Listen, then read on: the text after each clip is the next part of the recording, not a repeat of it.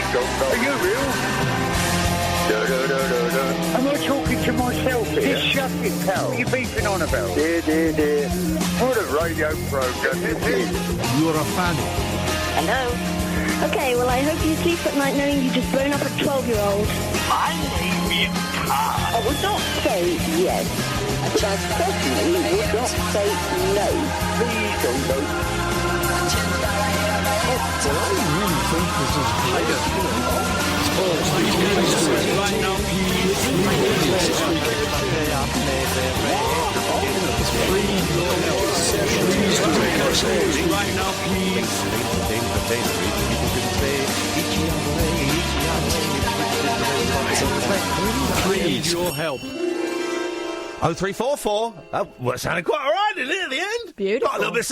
It was like being in the studio with the Beatles in 1968, before the White Album. Oh, by the way, so the White Album is coming. It's a great album. Number 9. You know that song? Whoa! Hey! Whoa! What's going on? I don't know. What happened there? Something happened. A spontaneous outbreak Hey! of music. What is that? I like that. That was great. Hey! Whoa! Hey! Okay, I don't know what happened there. Okay, that's good. The computer's gone to cock. That's what it is. Right. Let me just check. Yeah, I know it isn't. Thank you very much indeed. So the White Album is coming out on like a 7. I love the White Album. It's a great, weird album. Should it have been a single album? I just don't know. But it's a great album. And the other day, BBC Radio 6 Music got kudos for playing Revolution number 9. Yeah, I heard it. You heard it? 9. Number 9. Well, they got kudos for playing it once, right? I'm tempted to play it twice, back to back. stereo, followed by mono. Let's see if we get kudos. We won't, because the mainstream media is conspiring against us. That's why we lost so many listeners. 0344 499 1000 is the telephone number. Alan, you got 10 seconds, mate. 1, 2, I was 3, about the wage job figures. 4, 5, I 6, how many listeners 7, 8, and that's all 9, 10. Thanks for your call. 0344 499 1000 is the telephone number. If you want to give us a call tonight, you'd be very, very welcome. Anything goes. I've been hanging out with celebrities. Kath has seen me hanging out with celebrities. I didn't introduce her to the celebrities because it kind of takes the sheen off me ever so slightly. I was hanging out with an audience which I think most of them thought they were watching TV because, and they kind of were, but it was being filmed in front of them. Yeah, shut up, But audience. they were just, all the way through it. One bloke had his phone out. Oh. But, you know, like, not even talking in audience voices, like, what's he been in? I've seen him before. It was so rude. It was just, I'm going to be honest. I was filming a show for Channel 5 called Celebrity Game Night. Yeah. Right, where some celebrities get together and play games. Right? And it was hosted by the brilliant Lisa Tarbuck. I love her. Love her. Team captains Danny Baker and Susan Calman. Love both of them. Although Susan Calman called me out because she was expressing an opinion, and I said, "Oh, Susan's getting angry," and she went, "Oh, a woman expressing an opinion means she's getting angry, does it?" And I'm thinking, and everyone applauded and laughed, and I had to sit there and go, "I'll take that one." I actually said, "I'll take that one," but inside I'm thinking, "No, you got angry. She was getting naughty. You got angry, and I said, as all I said, rightfully so." Anyway, Joe Swash, Frankie from Frankie Bridge from the Saturdays. And the S Club Juniors. Was she? Good for her. The Reverend Richard Coles, we've now swapped phone numbers and we're buddies. We're going to go out for lunch next week in Milton Keynes. There was an American comedian, I don't know her last name, Desiree Burke. Yeah, she was good. I liked her. She was funny. Liked her. And there was Samantha Janus, stroke Samantha... Womack. It was Birch, not Burke. Birch. She was nice. I liked Desiree a lot. I thought she was funny. I say she thought she was funny. There wasn't really much room for any of us to do the funnies. There was. Listen, I enjoyed it. I loved it. It's going to look great. I opened the show with a bit of a song. I closed the show with some. With a hell of a number. I was all over. When I say I was over the place, I don't mean in terms of my performance. He did a Tom Cruise. He bounced on the sofa. I jumped on the sofa, went and sang to the ladies and the gentlemen in the front row of the audience. I didn't mind. I'm gender fluid these days. And I don't know when it's going out. It's going to be Channel 5, Fridays, 9 o'clock. I wonder if they'll keep the bit in when Samantha Womack says a rude word to me. I wonder if they'll keep that in.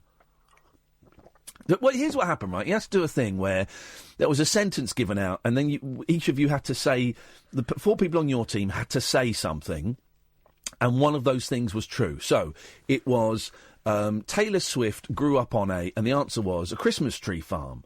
But so Taylor Swift grew up on and Samantha Womack said a very rude word meaning penis. I couldn't stop laughing. Couldn't look at her, couldn't make eye contact again. Good evening.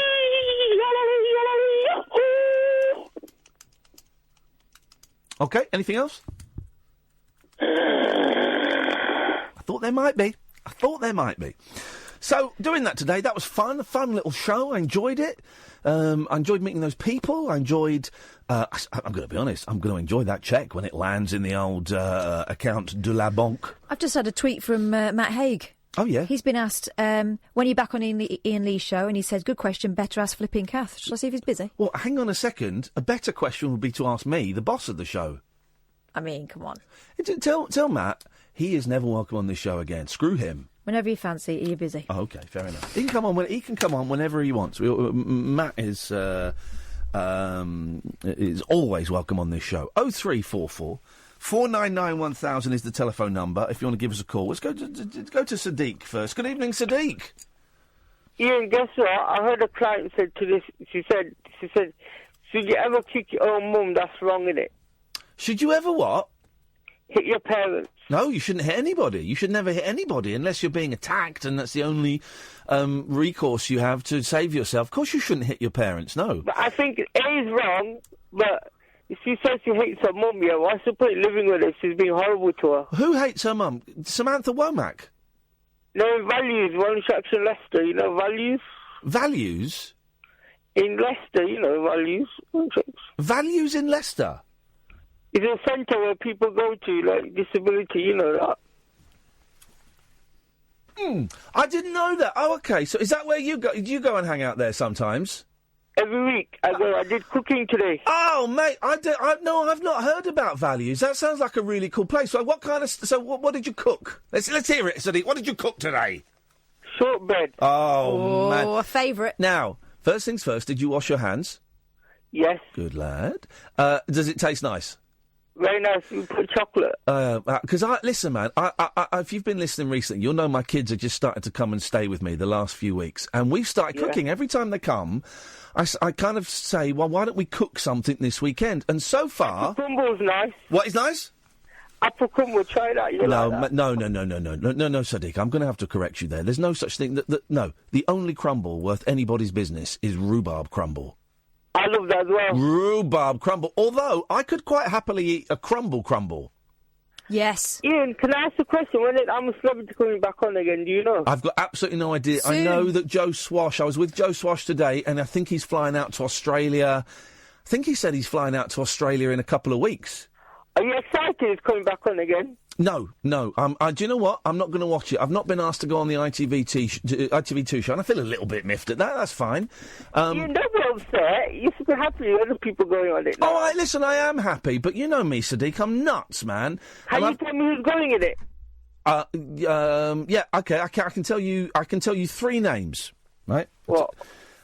David Cameron. Yeah. David Schwimmer. Don't know who that is. I don't know who that is. You don't know David Schwimmer? He did the video recently. Never heard of him. I heard and of Raheem Sterling. Who's that? He's a football man.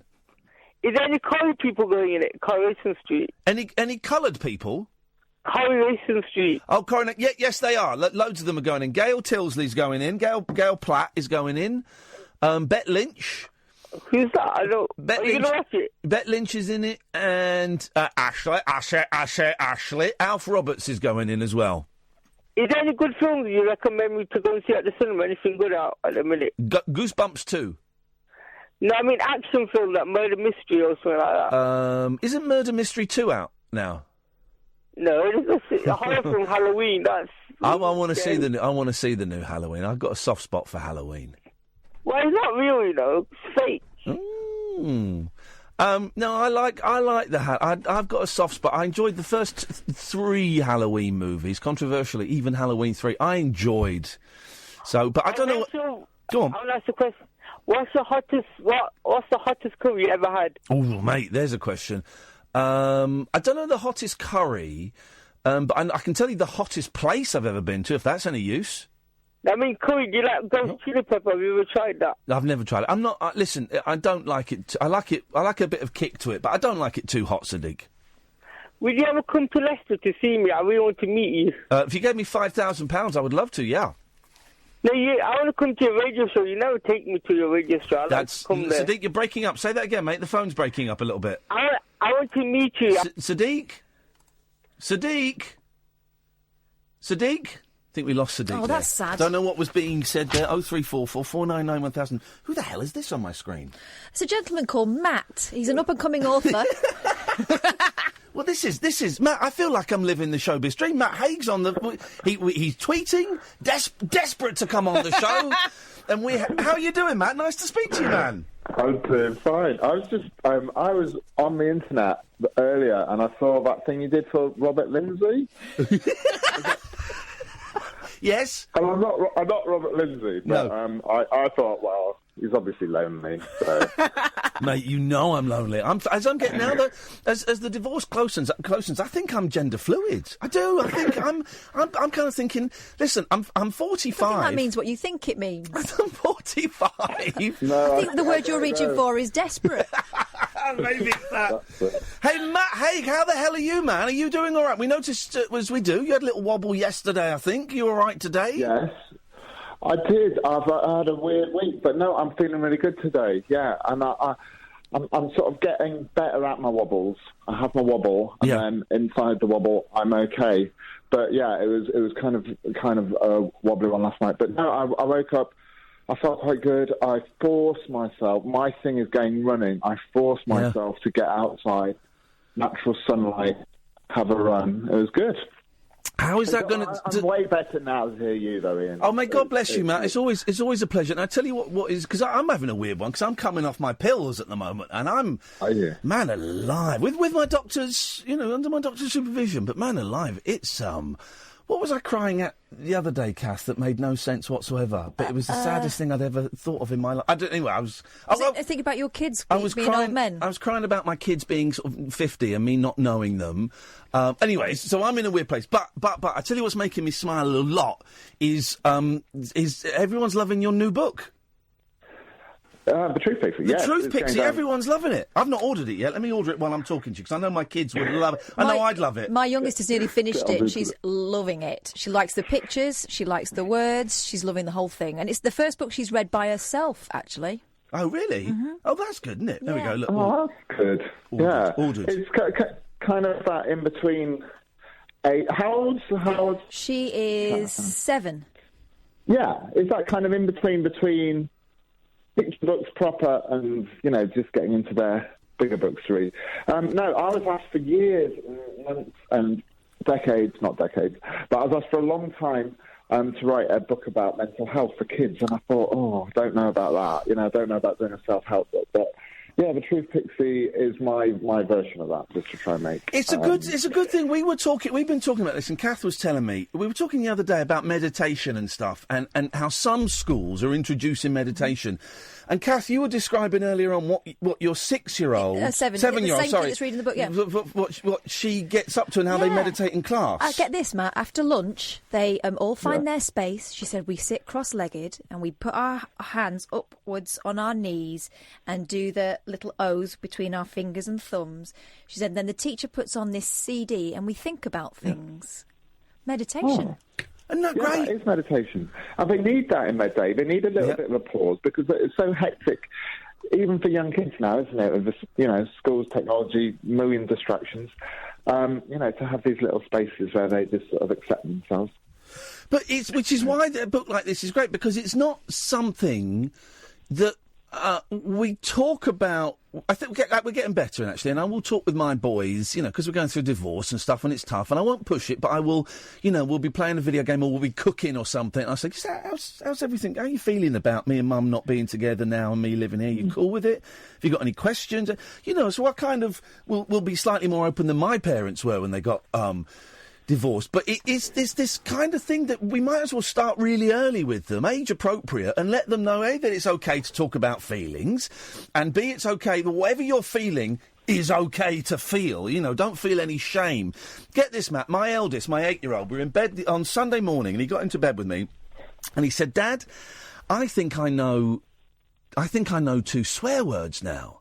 And I said, all right, son, well, go on, you tell them. He said, oh, no, I don't want to tell them, you'll be angry. And I said, look, I promise you, I won't be angry. If you tell them to me, I can tell you what they are and if they're offensive, and I promise I won't judge you.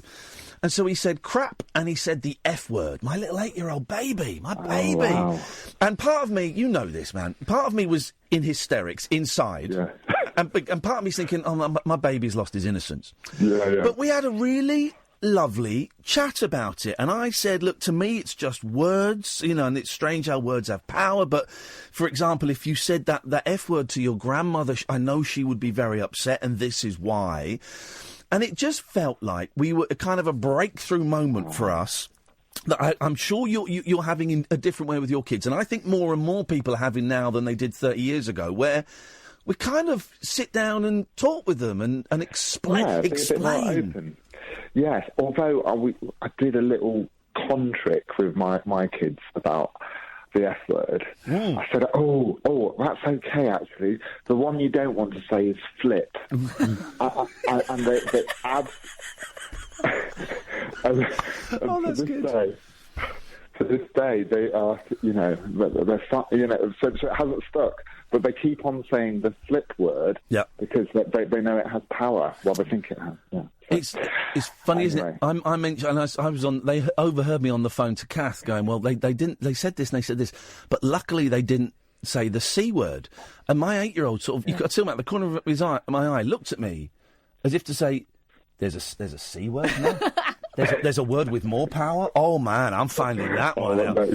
But so what? So how? Look, you seem to have books dropping out of you every few minutes, man. For God's sakes, take a break. How long has this been going? So you mentioned a few years ago you were asked to write it. How long have you been doing it for? And what was the kind of reasoning behind the Truth Pixie? The Truth Pixie. Listen, this is serious.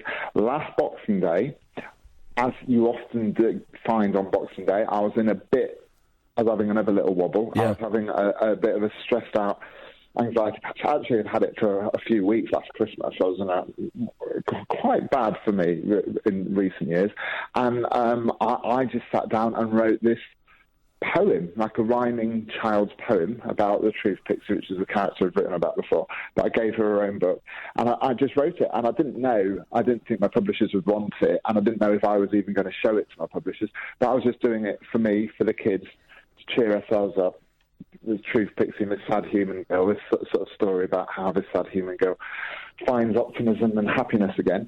And it was literally about two days' work, the whole thing. So it wasn't like short books, Ian, is the way forward. Just, short. It actually turned out a bit more than that. And to be fair, the illustrator, Chris Mould, probably spent months on it. Oh, yeah, he does all the hard work, that guy. He's brilliant. Exactly.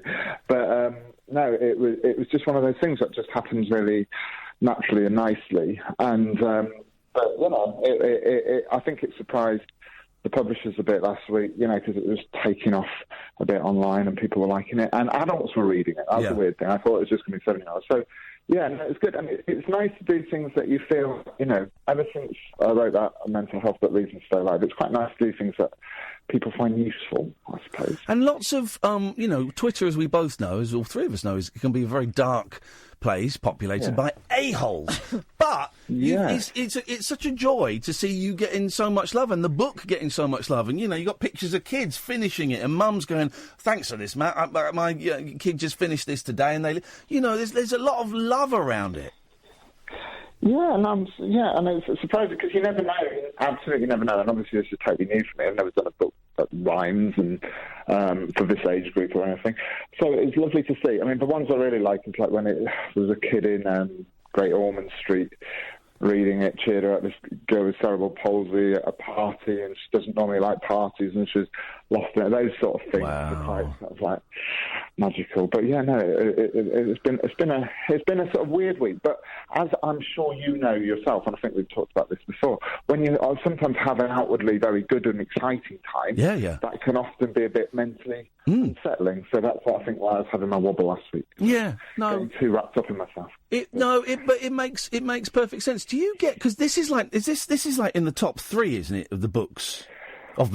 Yeah, and it's really hard, obviously, at this time of year with your David Williams and your Wimpy kids and stuff. So, yeah, we're really chuffed that it got in the bestseller chart. But do you feel, because you've had the last few have done really well in terms of bestseller and getting to number 1, I think, does that create an added pressure of going, well, oh, my God, this book only got to number 5. My tongue is slightly in my cheek, but do you know what I mean? An added pressure of the last one got to number 1 and this is only getting to number 5. That means maybe I'm not as good, or can you see beyond that? Well, it's all about expectation. With this one, it's all been nice because the expectation, I had no expectations of it at all. And so that it did anything, it was great. The fact that it sort of exceeded all my other kids' books before is brilliant. And it's, selling loads. So that's great. But absolutely, the worst thing you do, because as soon as it does well, you then expect it to stay doing well. And the worst thing is you can go on Amazon now and just look at your number, and you can get disappointed about moving just out of the top 10 on Amazon. Yeah.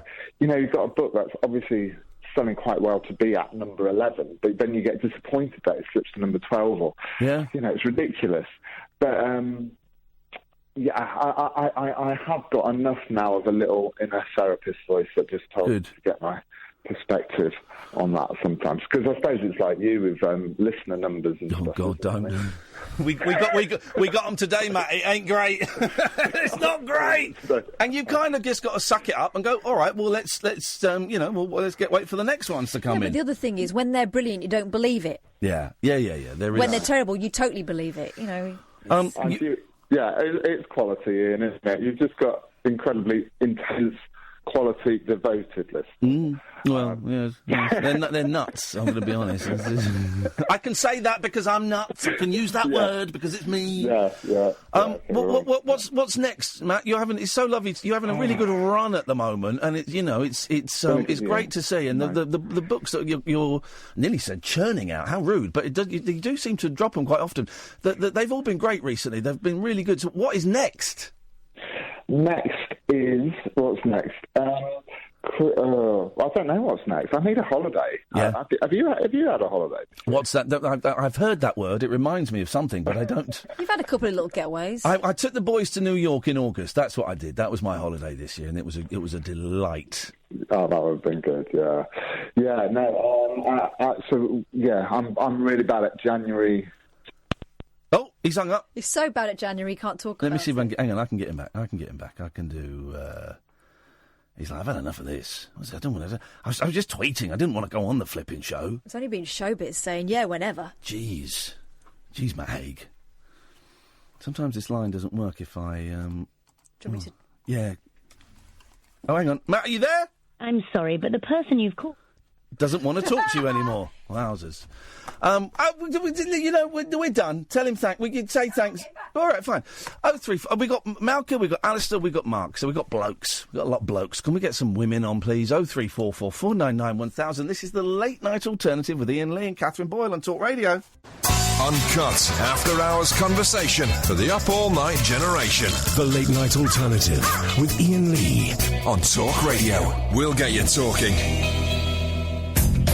His phone died. Phone died. That's what this is real life, real London. These things happen. Thank you, Matt. Always nice. Matt's new book is called The Truth Pixie. I literally just ordered it while we were talking to him because I think I'll have a little read of that. I know my eldest will certainly, when he comes and stays, we've got a big stack of annuals that he reads, and they bring books over with them and stuff. But I will leave that by his bed. He'll love it. Oh, I'm sure he will absolutely adore it. 0344 499 1000. There's some phone calls, and then we're going to talk about sex in Japan, or rather the lack of it. Good evening, Malky.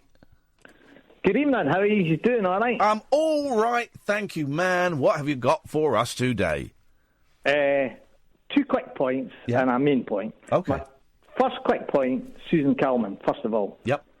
Sort of Stand Comedy Club. She's very talented, but she put an unnecessary put down a young up and coming comedian. Hang on a minute.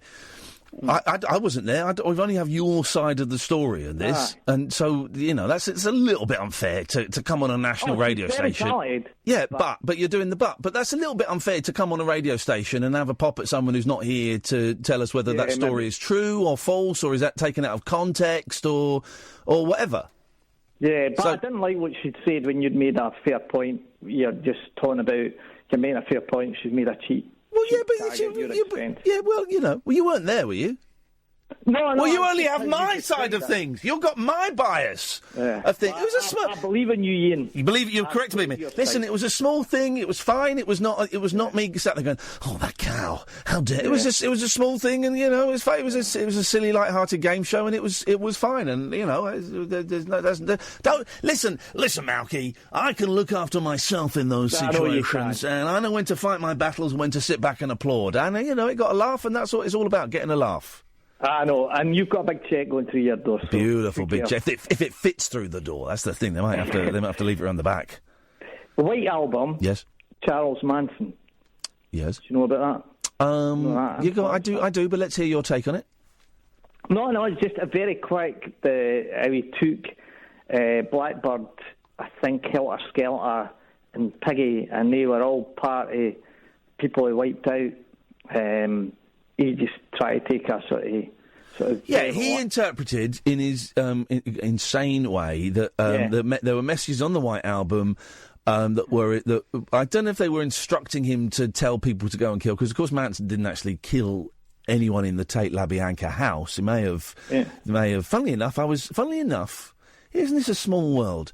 I was receiving emails tonight from someone who is 2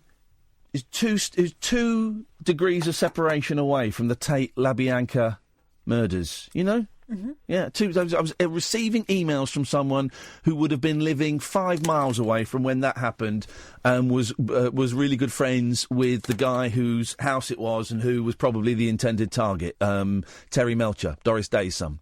And I was speaking to Dean Torrance from Jan and Dean this evening. So it all links up, man.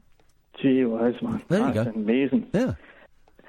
Well, my final point was about last night. I absolutely loved your Hallelujah with Tommy Robinson at the end of the night. I've forgotten about that. Hilarious. That's some song, huh? I slept on it, yeah, and then I woke up with a theory. Go on. So I'm going to share my theory. Yeah. Now, you know his name is like Stephen Lennon or something Stephen like that? Yaxley Lennon, yeah. Yeah, so he's changed his name to Tommy Robinson. Then I thought about it, and I thought, do you know, I hate Robinson. Why do I hate Robinson? Then I thought about it. Do you remember Ask the Family? With Robert Robinson, yes. Hated that program as a kid. Despised it. Right. Well, come on, you can't hate Tommy Robinson just because of Ask the Family. Then Crusoe. Robinson. Oh, here we go. Robinson. Robinson Crusoe's a boring story. And racist. Robinson Crusoe's a racist. Man Friday. Let's not give him a proper name. Let's make him a slave and just call him a day. And then we had Orange Squash. I will not have a word said against the makers of barley water. No, I'm not a fan. No, shut up. Shut up, man. On a hot day, a glass of cool Robinson's barley water or Robinson's squash with some ice in. Or lukewarm in a plastic beaker. Immediately you're 5 again. Yes. Kath with a fly in it. And then Swiss Family. Now that's a poor man's Waltons. No, hang on, dude. You've got this all about it. The Waltons is the Swiss Family Robinson rip-off, surely. Well, maybe. And then my last one is... I'm trying to think of other Robinsons. But you know who he's really named after, don't you? Oh. Tommy Robinson, that he's named after, was a football hooligan in the MIGs, the town firm. Yeah. So he's an ex-MIG. Tommy Robinson, such a weirdo. I mean, he got done for. He went to prison for duffing in his girlfriend or wife in the street and then smacking a copper.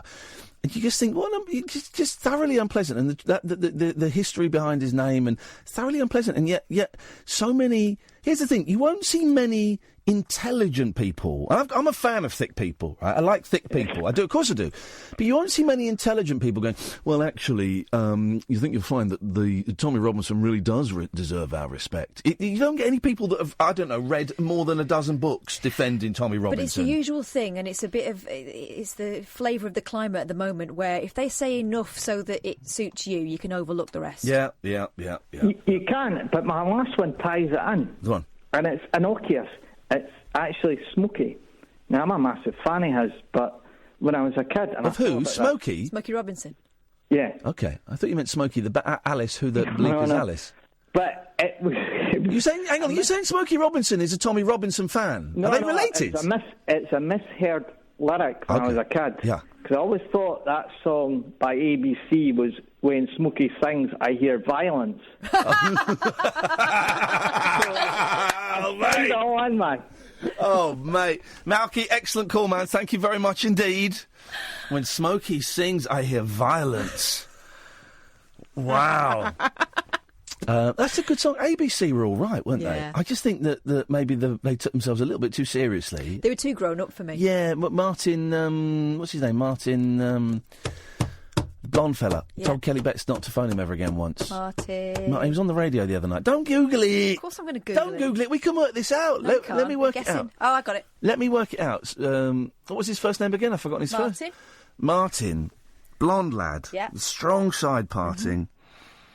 You got the look. That's the look. The look of love. That's the look. That's the look. The look of love. Martin. Oh, right. I'm going to say it because I need to get it out of my system. Martin Kellner. No. Right. That's. I know it's no. That's gone. Martin begins with a C, doesn't Nope. it? No. Martin Shaw, Martin Smith, Martin Riley, Martin Crook, Martin Delane, Martin Fartin, Martin. Mark might know. Mark, who is the Martin from ABC? I have absolutely no idea. That's disappointing, mate. You've let us all down. You've let us down. Sorry. Mark. You've let us down. I Never know. mind. I'm going to let you go. You can still pass. I'm going to let you through. What have you got for us? Thank you, mate. Thank you. Yeah, look. First of all, how are you? I'm okay. How you getting on? Good. I'm okay. Secondly, just a really quick thing. One of the things that I did, you know how kind of you want to do things with your kids that you can all do together. You all enjoy, and everyone's got their own kind of. Your kids have got their own kind of like things that they enjoy and don't enjoy, and you want to get something you can all do together. Yeah. If you know what I mean. Yeah. One thing I did. Does it begin with S? No. Okay. That's right. I'm just trying to work out the singer from ABC, Martin. T. Does it begin with T? Martin Kemp. Not Martin Kemp. It begins with F. What about Martin from Fry. EastEnders? Boom. Martin Fry. From EastEnders. What? Martin from EastEnders. Here we go. This is From thank you. EastEnders is not a surname. Mark. No, Fowler. Right, Mark. You have Fowler. Right. He did it. Shut That's up, it. Mark. Shut up. You've got the look. Yeah, it's him. Okay. Definitely, Right. 100%. This is the phone in. Thanks so much. Famous Martins. So we got Fry. Kemp. Kemp. Fowler. Sheen. Daniels. Martin Sheen. Well, Martin Daniels. Hang on a minute. I don't know if I can allow Martin Daniels. Why? I know who he is. Okay, fair enough. Dean Martin. Are we going there? Can we do that? Can we alternate first and second? Yeah, we can actually. Can we do Martin McFly? Oh no, because his name's Marty. Then it opens a whole world of possibilities. Well, it doesn't. There aren't that many famous. The lady Martin Kane. Martins. You're being right. One more of those. I'm going to ask you to leave, Catherine. Martin Kane. Mark, what have you called in for? Sorry, yes. So one thing I was going to say was that one thing I did with my girls after my separation was to do round the world in 80 days. Or round the world in 80 meals. Well, that's right. That's okay, all right, Yeah. go on then. No, All we right. didn't- That's we slightly didn't more have practical, round yes. the world in 80 days. Yes. Round the world in 80 meals. And what we did was I wanted to engage them and kind of like make family meals something, you know, because if you're a family, you all sit down together. But if you're a single parent, it's a bit more difficult, and you want to create that sort of thing. Yeah. So what I did was round the world in 80 meals. I like it. And I said, okay, right. First of all, we start off. Where do we want to go? And one of the children would say, "Oh, India." So my younger would say India. Okay, Well, I hope you said, no, you can't start in India. We're going around the world. You can't start in India. It's got to be either America or someone on the continent. Honestly, you haven't met my youngest child. I'm getting angry on your behalf, Mark. What she likes, honestly.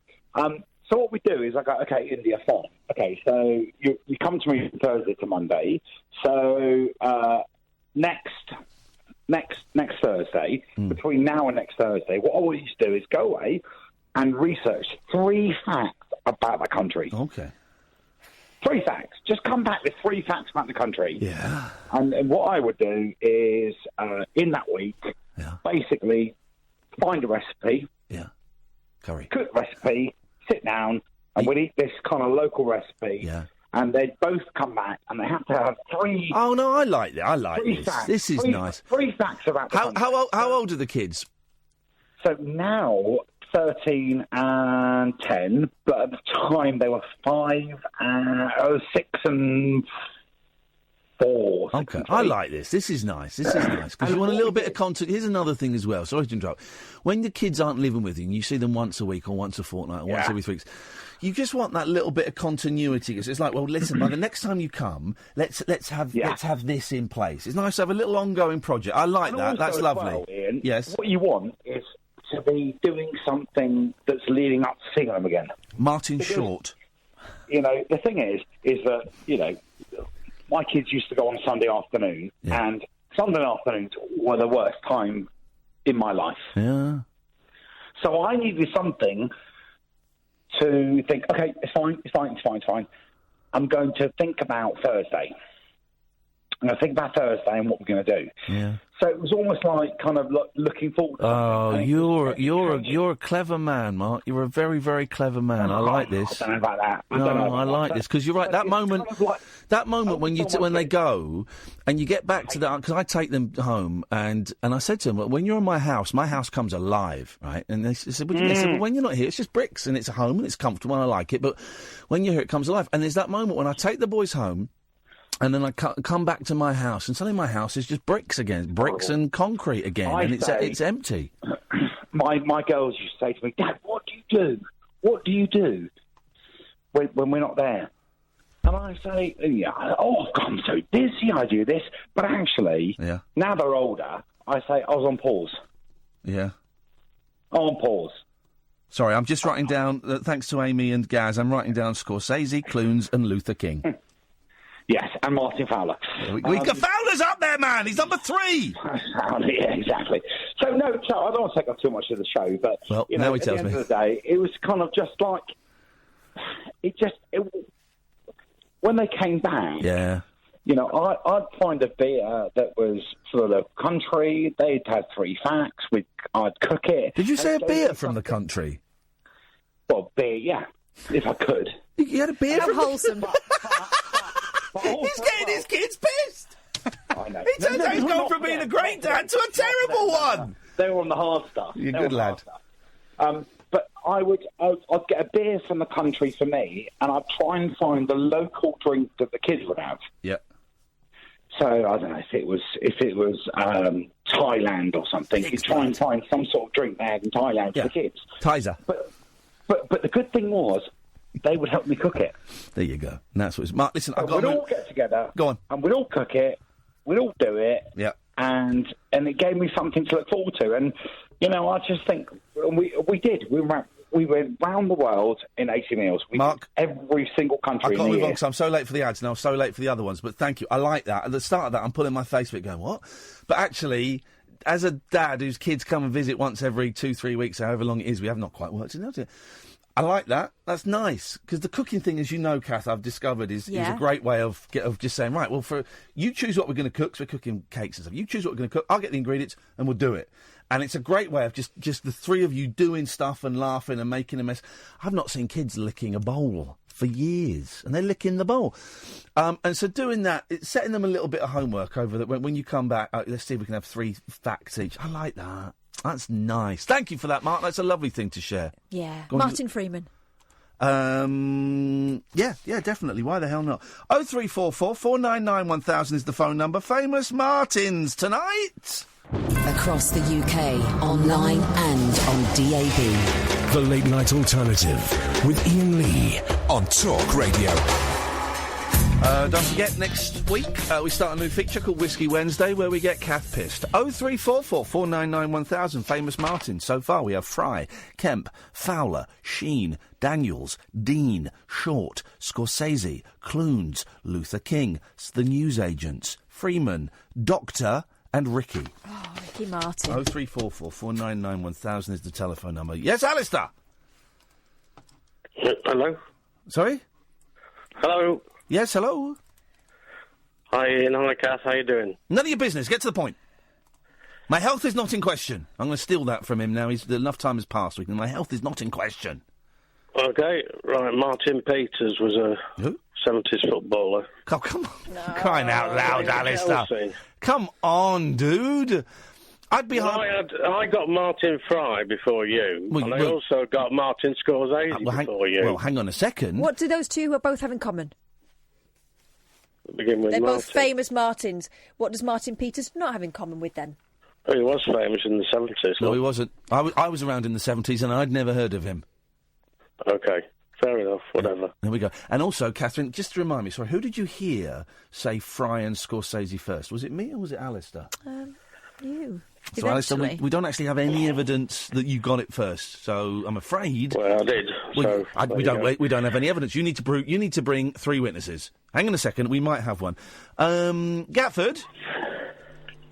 Jesus. Gatford. Yeah.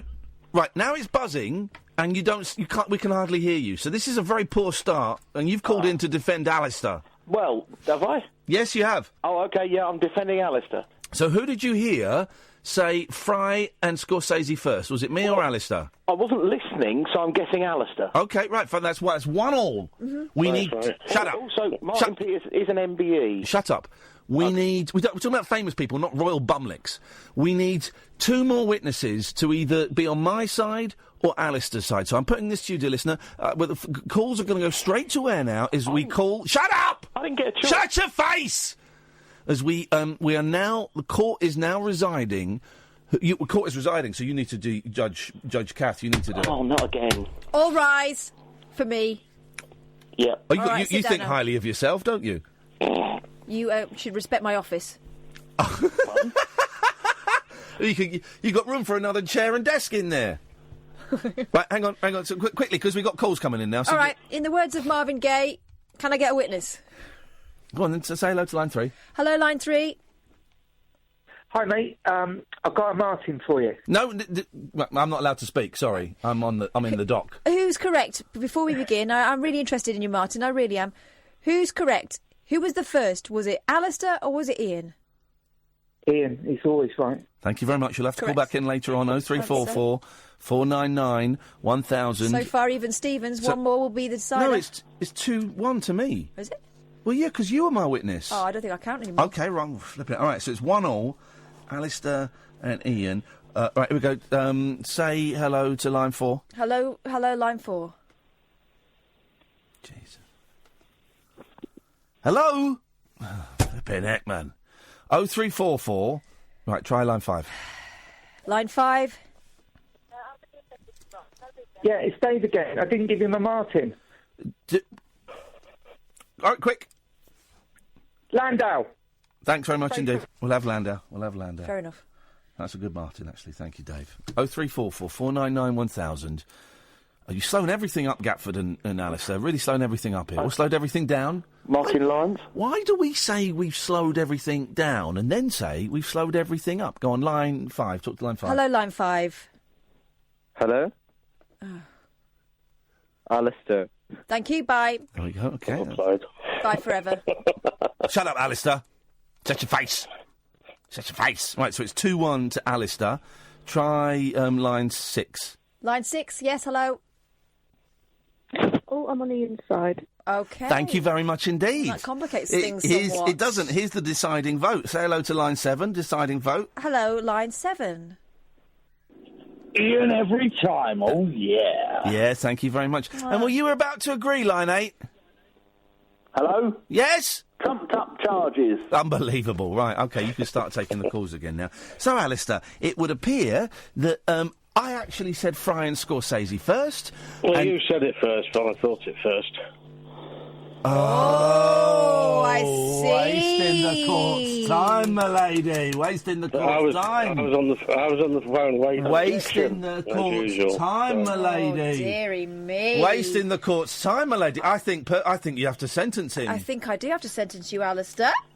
Oh. Well then, hello. And I'd sentence Gatford as well for... And Gatford, for both perjury. of you, please. Could I approach the bench? No, I want you to bend over. Pardon? So I can insert my boot, and off you go, banned for a week. Thank you very much indeed. I don't make the rules, guys. Milady does.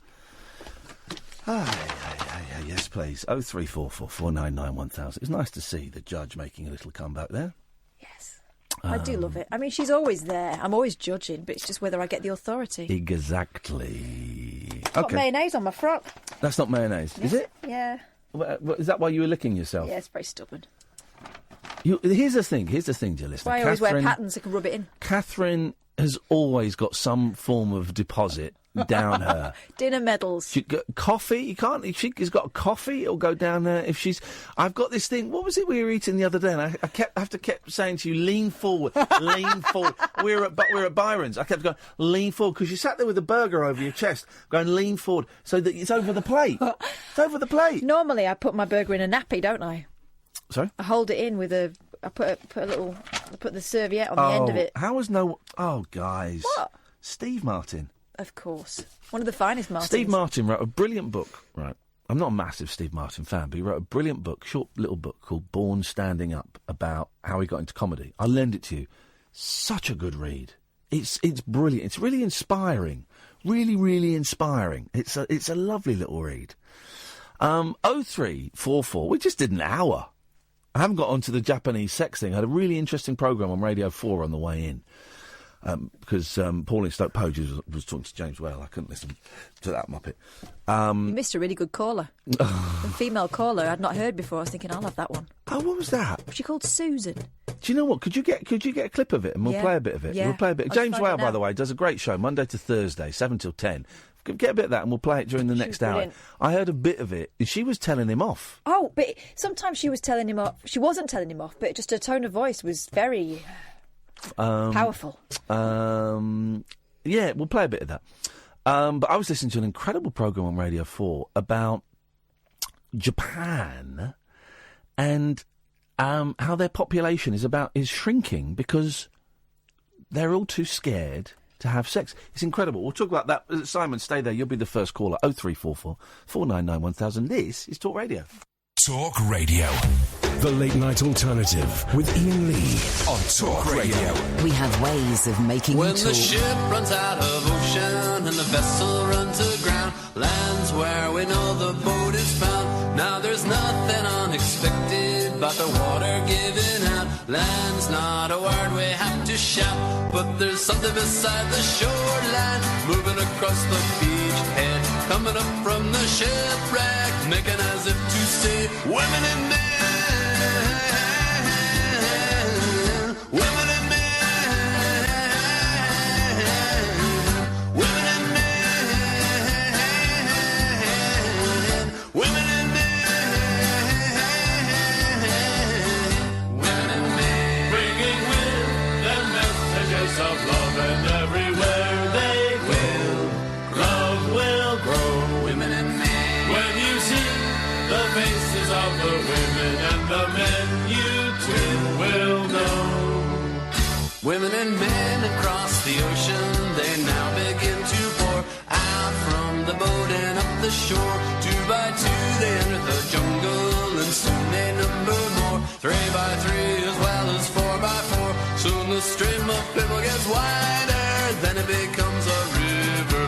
River becomes an ocean, carrying ships that bear women and men. Women and men.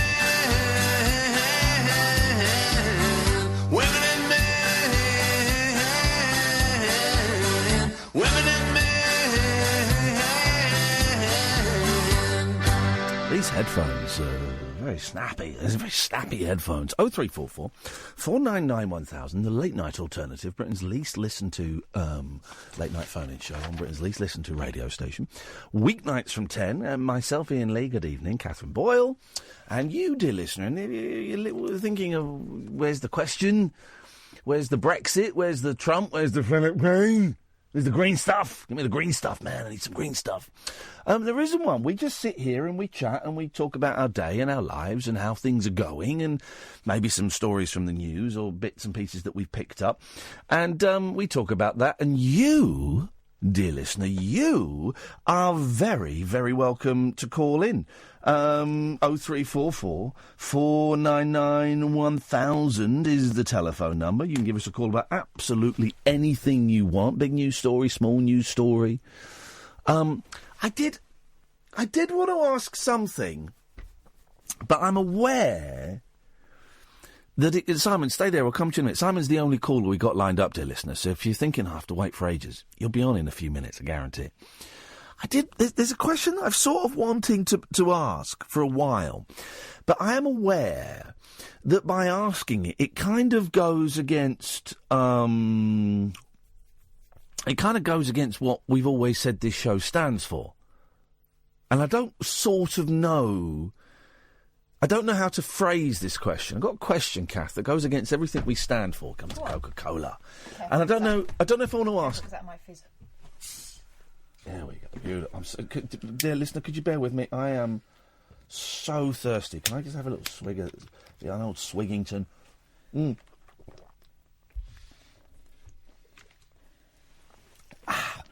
That's better. So here's the question. I've been thinking for ages, right? We always say on the show, we don't talk about Brexit or Trump or Muslims or terrorism unless we it's such a big thing that we feel we have to, or our bosses tell us I have to, or whatever. But I listen to a lot of news radio and a lot of speech radio and a lot of phone-in radio. On this station, listen to this station. I also listen to a lot of the BBC locals, 5 Live not so much actually, but from time to time, LBC, Radio 4. And all of them are talking about Brexit a lot. They're talking about Brexit a lot, right? And there's only one time on this show, there's only one time on this show I've sat back and thought, we probably got that wrong. Probably got that whole show wrong. And that was on the night of the Brexit referendum. Well, we didn't do it. And looking back, do you know what? We probably should have done it. I don't think we were allowed to, were we? No, we could do, because it finished at 10. The polls shut at 10, so we could have done. And we didn't do it that night. We deliberately did our thing of avoiding it and not doing it. And you know what? That was probably a mistake. We either should have stood aside and let someone else do it, or we should have done it in our own unique way, is what I think, and what I thought sort of shortly after. But everybody does Brexit, right? So there's obviously big business for phone-ins on Brexit. Don't worry, we're not going to do we might be doing a Brexit phone-in. Here's the thing. I genuinely don't care about Brexit. I don't care, right? I voted to stay. I'd rather we were staying. But I don't actually care. What? I think it was a bit of a rum-do. Right. But now we're going a certain way. I don't see what being angry is going to solve. I don't care. I don't care, really. I don't care. Right. I remember we had a guy last week trying to convince me to be concerned about fracking. Right. There was a guy on James's show last night, one of the leaders of the Green Party, doing a much better job. I heard him, yeah. He was brilliant. We should try and get him on here one night if James don't mind, because I thought he was great. I don't want to poach James's guests, but I thought he was great, and I thought he explained it, and he made me think, oh, actually, okay, maybe there is a reason to be anti-fracking. Right? Well, also, it happened again, hadn't it? They had a red alert or something and had to stop till the next morning. And he explained it brilliantly, right? But Brexit, I really don't care. I suspect we'll be a little bit worse off, and my kids will be, things will be a little bit tougher for them. But visas aren't a problem. You have to have a visa to go to. I don't really care. I'm trying to get excited and motivated. I don't care. So here's the question that I'm trying to form. Am I missing something here? Am I? Me not caring. Why should I care, I guess? Why should I care? Is me not caring, am I missing out on something here that in 20 years' time I'm going to go, oh, I wish I'd cared? I mean, I don't care about a lot of things. I care about my kids, I care about my job. That's it. Do you know what I'm trying to say? Why should I care? I find it really difficult to get any purchase on it at the moment because it feels like two drunks squaring up to each other, right? Are they going to fight or not? Because at the moment, everyone's throwing what ifs and what might happen around, but actually, it's all for political effect at the moment, isn't it? Neither side wants to show their hand. But both sides want to make out that they're the tough guy. I'm not sure what's going to happen yet, and I get the feeling neither are they. I'm sorry, I'm just trolling someone on Facebook.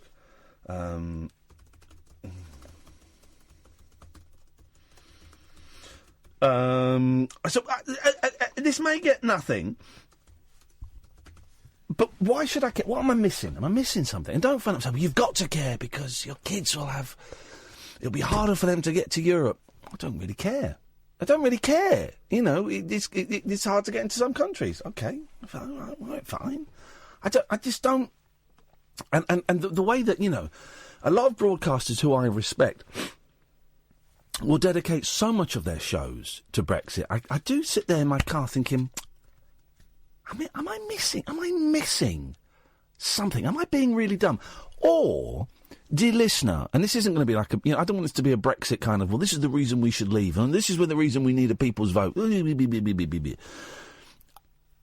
Or, are you, dear listener, like me, in that you don't really care?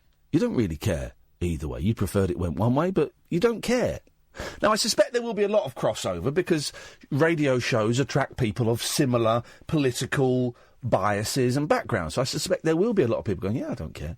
But maybe there are huge supporters of Brexit and huge people who hate Brexit who, me saying I don't care, has got them tearing their hair out. I'm going to put it out there. Well, Sam, that doesn't help. Sam's texted, yes, you should care. But that doesn't mean anything. No, but that doesn't mean anything. Because someone could text and go, no, you shouldn't care.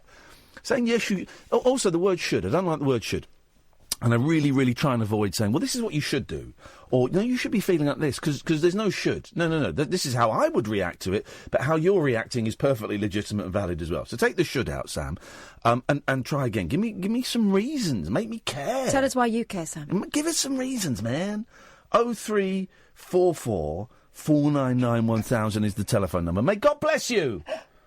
May God kiss and keep you always. May your wishes all come true. May you always do to others and let others do to you. Certainly not. OK, let's go to Mandip. Good evening, Mandip.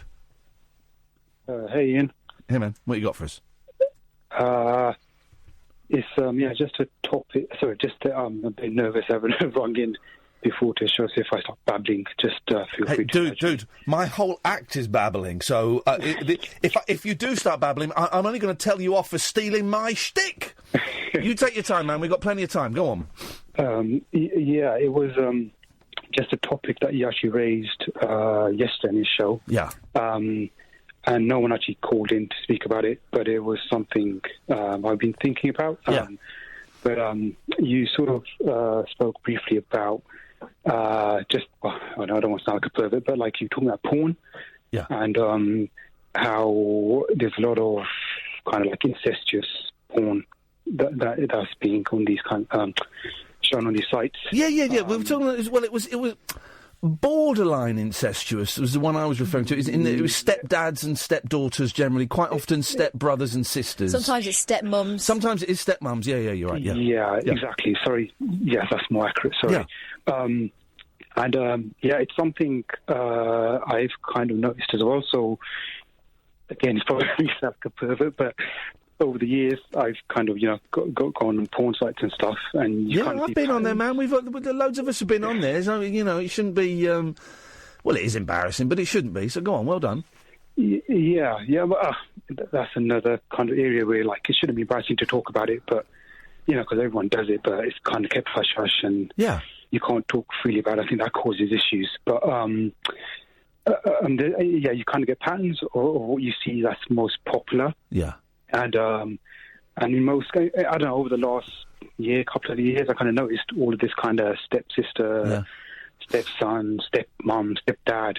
That's like, you get a lot of these videos, and it kind of like does make you think like what effect it's having on people. Obviously, you'd hope the older you are, the mature you are, you understand it's just all acting.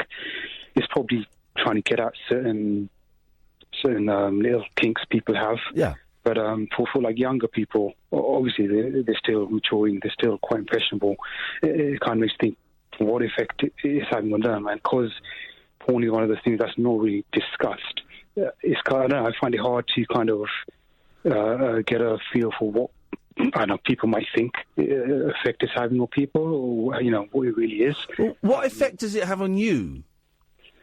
That's an interesting question. So. If I'm like perfectly honest, I tend to. I've been single a while, so I tend to. And say to watch porn, I don't even like watch porn in the sense I don't even watch like a whole porn movie. No. Let me into a secret, Manic. No one watches the whole movie. Everyone watches about 3.5 minutes and goes, "I'm never watching that again." And then cleans up and moves away. No one sits there going, "Okay, well, I'm going to watch Anal Dirtbags, the whole trilogy." I want to see how it works out for these kids. No one does. That's good to know. A lot of times it's just feeling kind of horny, have an itch to scratch, so it serves a purpose.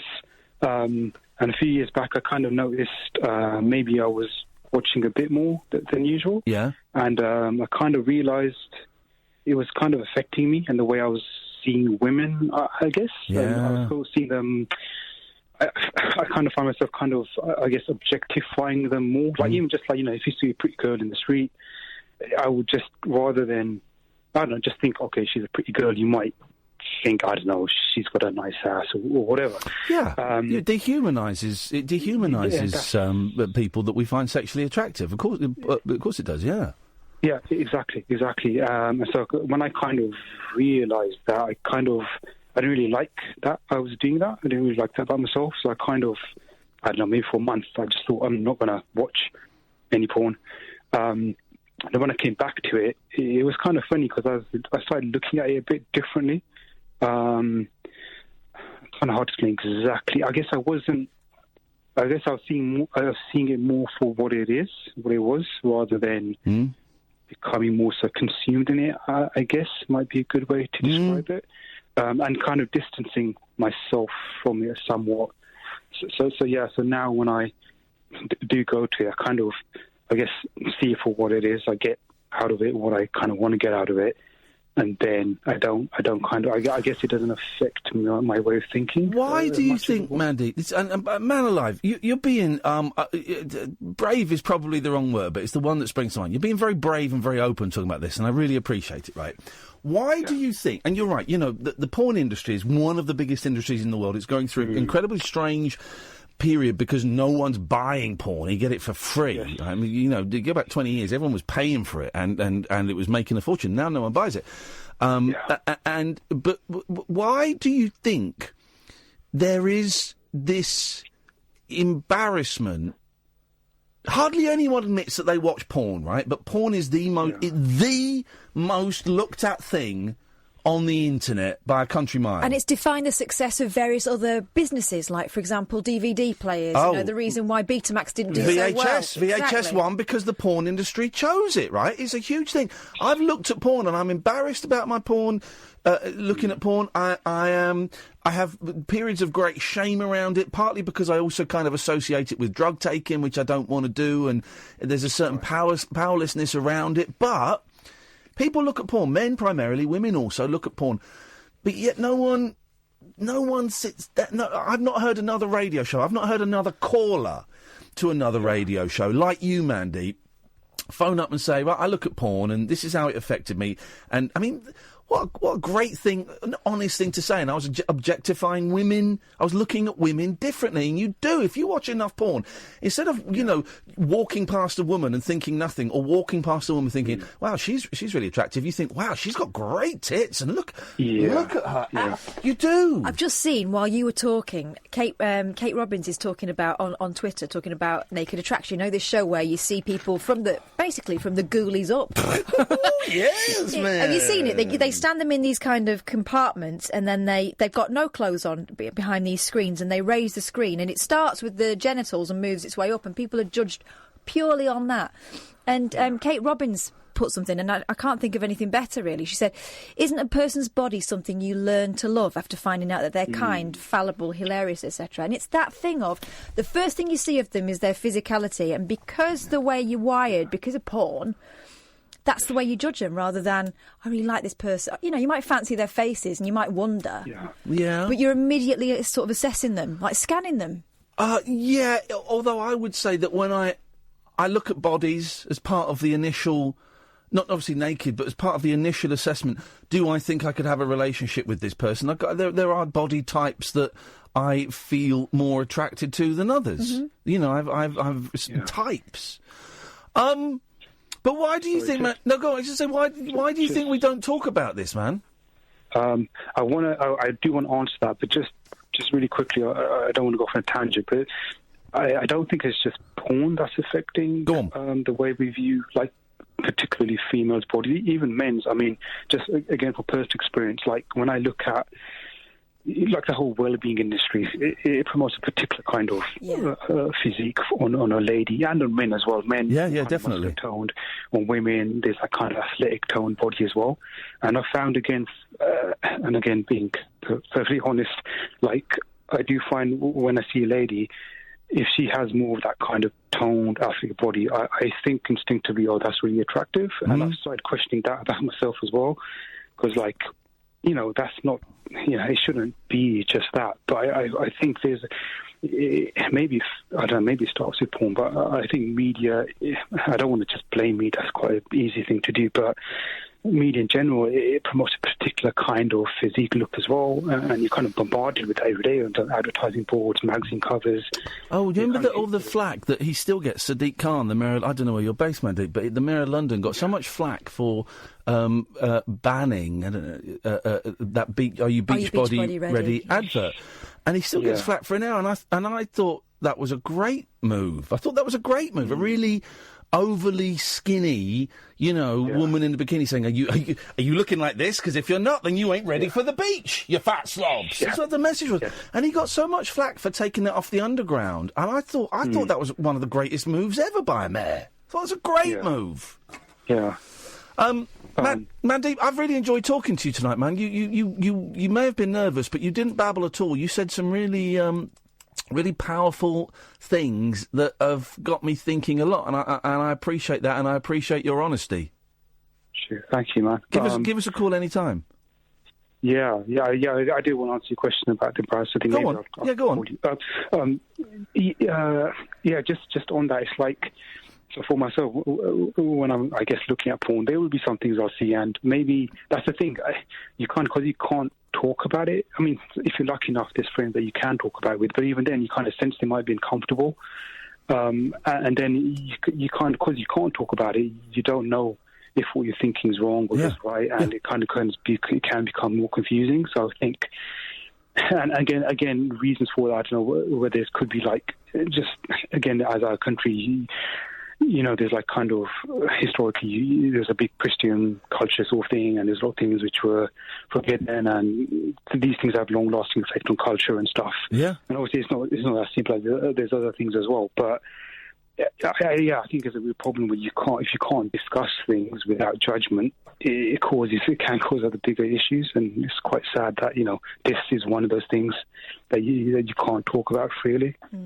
Mandip, that was a great call, man. I keep saying man, and where your name has got the word man in it as well. We're overloading on man here a lot. But Mandip, I really enjoyed that. That was a brilliant. What a clever. Not necessarily clever. Well, no, there was wisdom in there and honesty, man. That's honesty. That's where it comes from.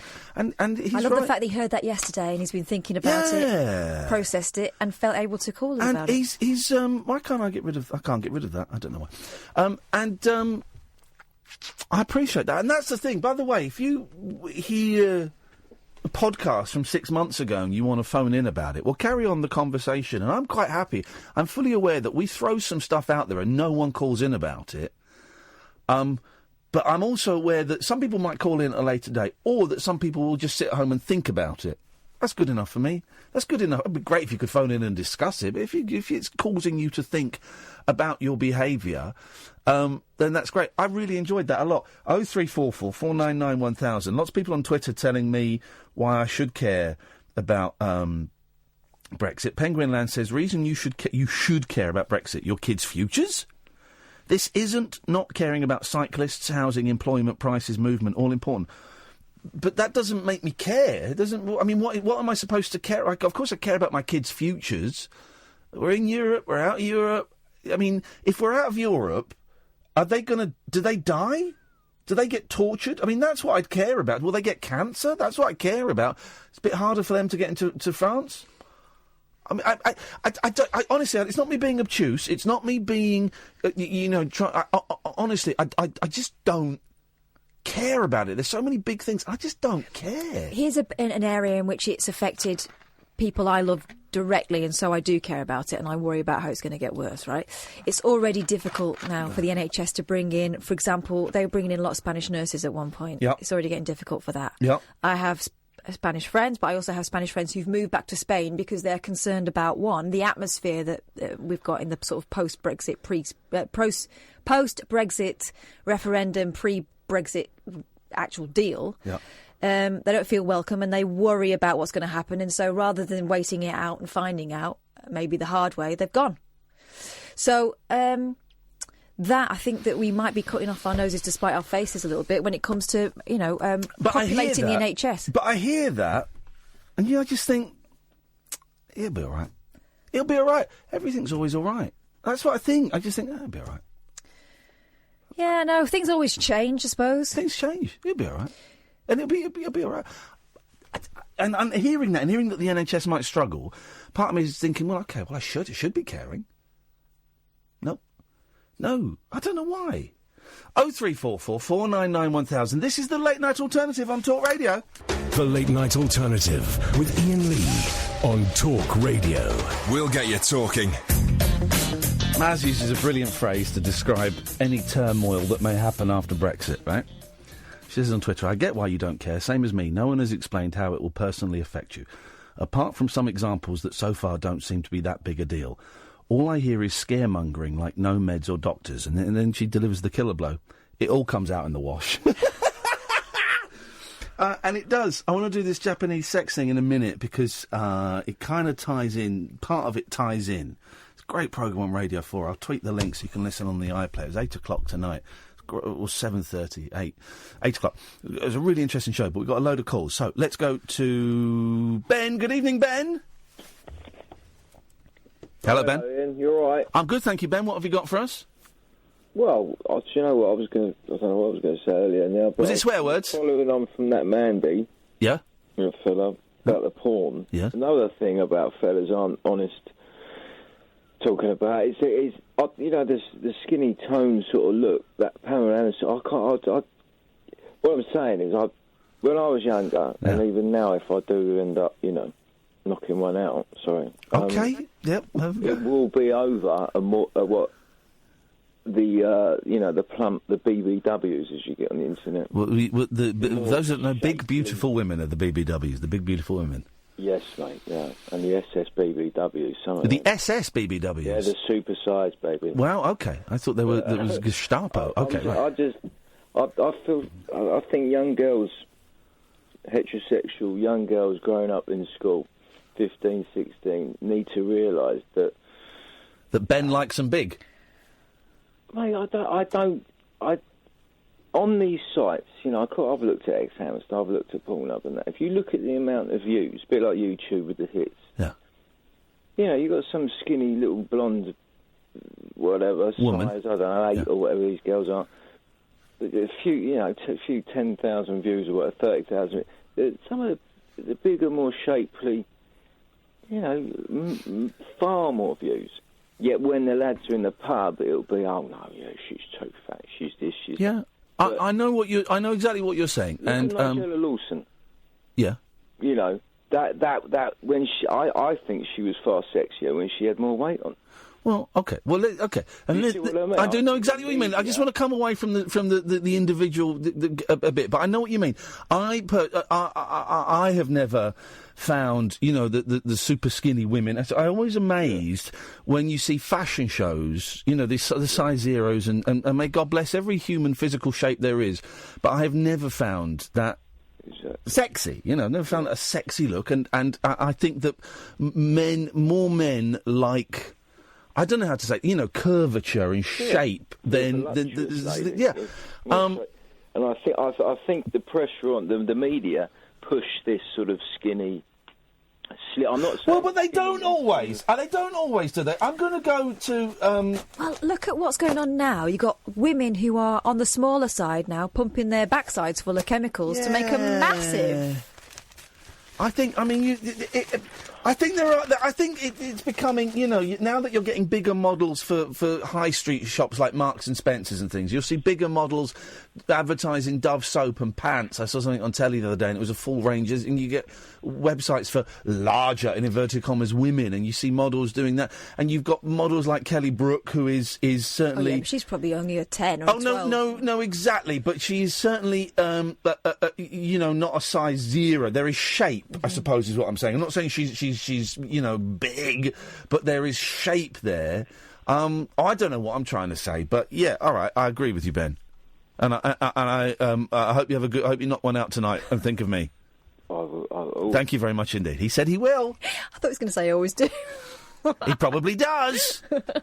I don't know. I don't want to. You know, But then, do you know what we're doing? We're refining women down to shapes and sizes. Well, no, but I think that's a valid conversation. You talk about, you can talk about male shapes as well. I think I don't think we are necessarily doing that. I think that's an aspect, and we're talking about pornography, and pornography is generally focused on one type. 10 years ago, I would have made a joke about fat birds. I did. If you watch me on, I said, to my shame, you watch me on, I did The Weakest Link 14 years ago, and my opening thing is I make a joke about fat women. And at the time, I thought, yes, it's funny. I watched it back about a year ago. Oh, jeez, that's awful, man. That's embarrassing. I guess I don't know what's the point I'm trying to make. We're learning as a society. I think we are growing up. Works in progress. I have a couple of aunties who are on the larger side, and I remember one of them being really embarrassed. She was only young. She took me swimming once when I was a kid, so I would have been about 5, and that makes her maybe 23. Yeah. And the swimming instructor said in front of the whole class, "Blimey, you don't get many of them for a pound, into the pound or something." About, this poor woman, a girl really, 23, who'd brought, a niece swimming. And they thought it was fair game. Yeah, and I can't do that now, and I am glad that I've learnt that before my boys were born. Yeah, 'cause my youngest sometimes make jokes about a fat kid, and I go, okay, I understand. And again, I'm not going to tell him off or shame him, and we'll have a conversation. I go, okay, I know why you're saying that, but as I've got older, I've realised that actually laughing at people because they look different or sound different or smell different, that's not really... We can make jokes, don't need to be about people, and we can make cleverer jokes, you know. I get why you think it's funny, but let's try and... how would you like it if someone did that? All of that stuff. Is there still a fatty in the Bash Street Kids? I think fatty's in it, yeah. Yeah. Because they were like him and Roland, and it was a kind of type, wasn't it? Yep. For kids. Yep. Let's go. Peter and Ollie and Simon. Oh, that Coker's really... Did I do the ads? I did the ads, didn't I? We've got another one in about 5 minutes. We'll do that. Let's go to Peter first. Good evening, Peter. Oh, hi, Ian. Hello, Peter. What have you got for us tonight? You're talking about not being worried about Brexit. Yeah. Worry me. I would go along with that. I think it is of no importance whatsoever. I'm trying to come up with an argument to that, because saying it's of no importance whatsoever, that's a big old sweeping statement, and yeah, well, the reason I agree. Go on. Actually, all news is basically just a soap opera. If you turn the television off and the radio, well, you won't want us to turn off the radio. It ceases to exist, and these things are only important if you think they're important. They're no more important, for example, than during the World Cup you get a panel arguing about a bad back pass. About 3 hours. He's right. I do often think people arguing about Brexit. I do often think, Peter, if I get in trouble on Twitter, as I have been in the past for saying something that has been perhaps a bad joke from me, or has been misinterpreted, right? And I think, oh my God, my life is over. Oh God, this is it. This is over. This is on my permanent record. And then I think, my mum doesn't know about this. My mum's on Twitter. It only exists within this sphere, and it might spill out a little bit into the papers. But that's it. If I put Twitter down, then that thing doesn't exist. And the same with Brexit. If I lived in a house in the middle of nowhere and didn't watch the telly, didn't read the papers, didn't listen to the radio, and I went out and I did my shopping every week, and I wrote my blogs and I'd played my video games, would I notice any difference? Apparently food might be a little bit more expensive, but that's it. It wouldn't be... But people aren't going to be running around with their heads falling off. No, you can spend your whole life worrying about that, and people might say, well, if you didn't know what was going on and someone invaded, but you find out on the day they invaded, so what's the difference? I think... It's like we all live in this sort of a matrix world of...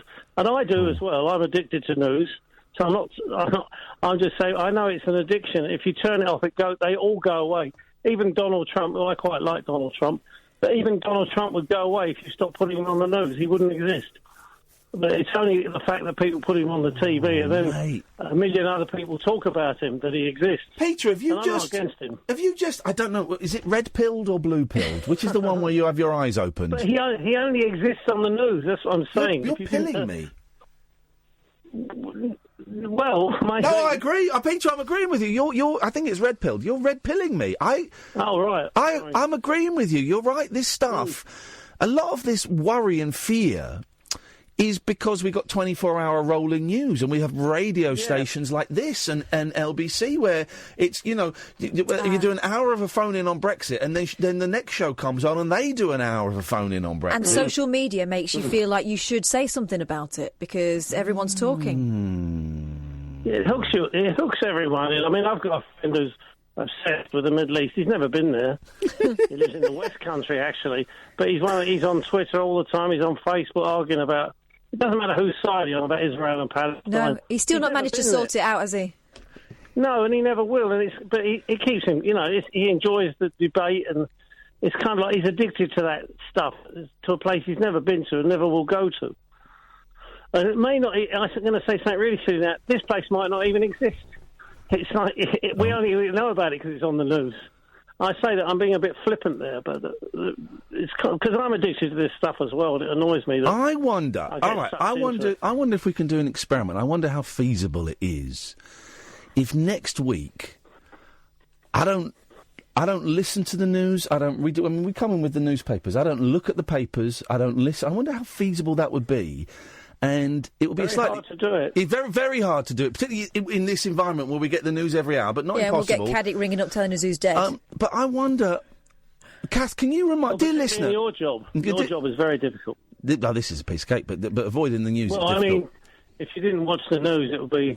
the average person doesn't have to watch the news. I do actually know people who are not remotely interested in it. It's quite amusing. All right, dear listener, can you remind me on Monday morning... I'm going to try and do next week without listening to the news, reading the news, looking at the news on my phone or reading a paper. Now, it's going to make it slightly difficult to do the show because we get some of the stories from the papers, but not impossible, and certainly worth a punt. And it'll mean when the news comes on, I need to put my fingers in my ears and go la, la, la, la, la. But let's give that a go. I'm going to give that a go next week and see if it makes me feel calmer, see if...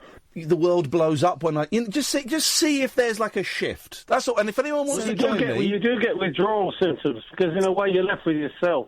Well, it's that thing, and you don't get it now. That thing when you used to go, like 10, 15 years ago, you'd go to Spain or something for your holiday, and the first couple of days was a joy, and then the third day you'd go into town and they'd have 4-day-old copies of The Sun or The Mail, and you go, oh, just have a look what was... And it's that thing of, you'd be reading a newspaper that was 4 or 5 days old, but it would seem, you read it as though it were happening today, as though you could still act on it, when it's almost a week old. Mm-hmm. It's meaningless. Look, Peter, you've inspired me. Next week, no news. Oh, it's nice to inspire someone once in my life. No, you have done, man. You've done it, and I've enjoyed that. Give me a call next week, and we'll check in, and I'll see how it's going with you. OK, I'll do that. Thank you, mate. Cheers. Bye-bye. That was interesting. If anyone else wants to try that... Going off-grid. Going off-grid news-wise. Yeah. It's going to be tough, and there'll be people that will get in touch and send me emails and say, oh, such as this has happened. That's fine. That's fine. I'm not going to lose my rag over it. It'll be hard to remember because if on my home screen, my phone, and sometimes I swipe left and there's like 4 news stories, that means... That means coming off Twitter for a week. OK, fine, come off Twitter for a week. And Facebook for a week. All right, I'm going to give it a go.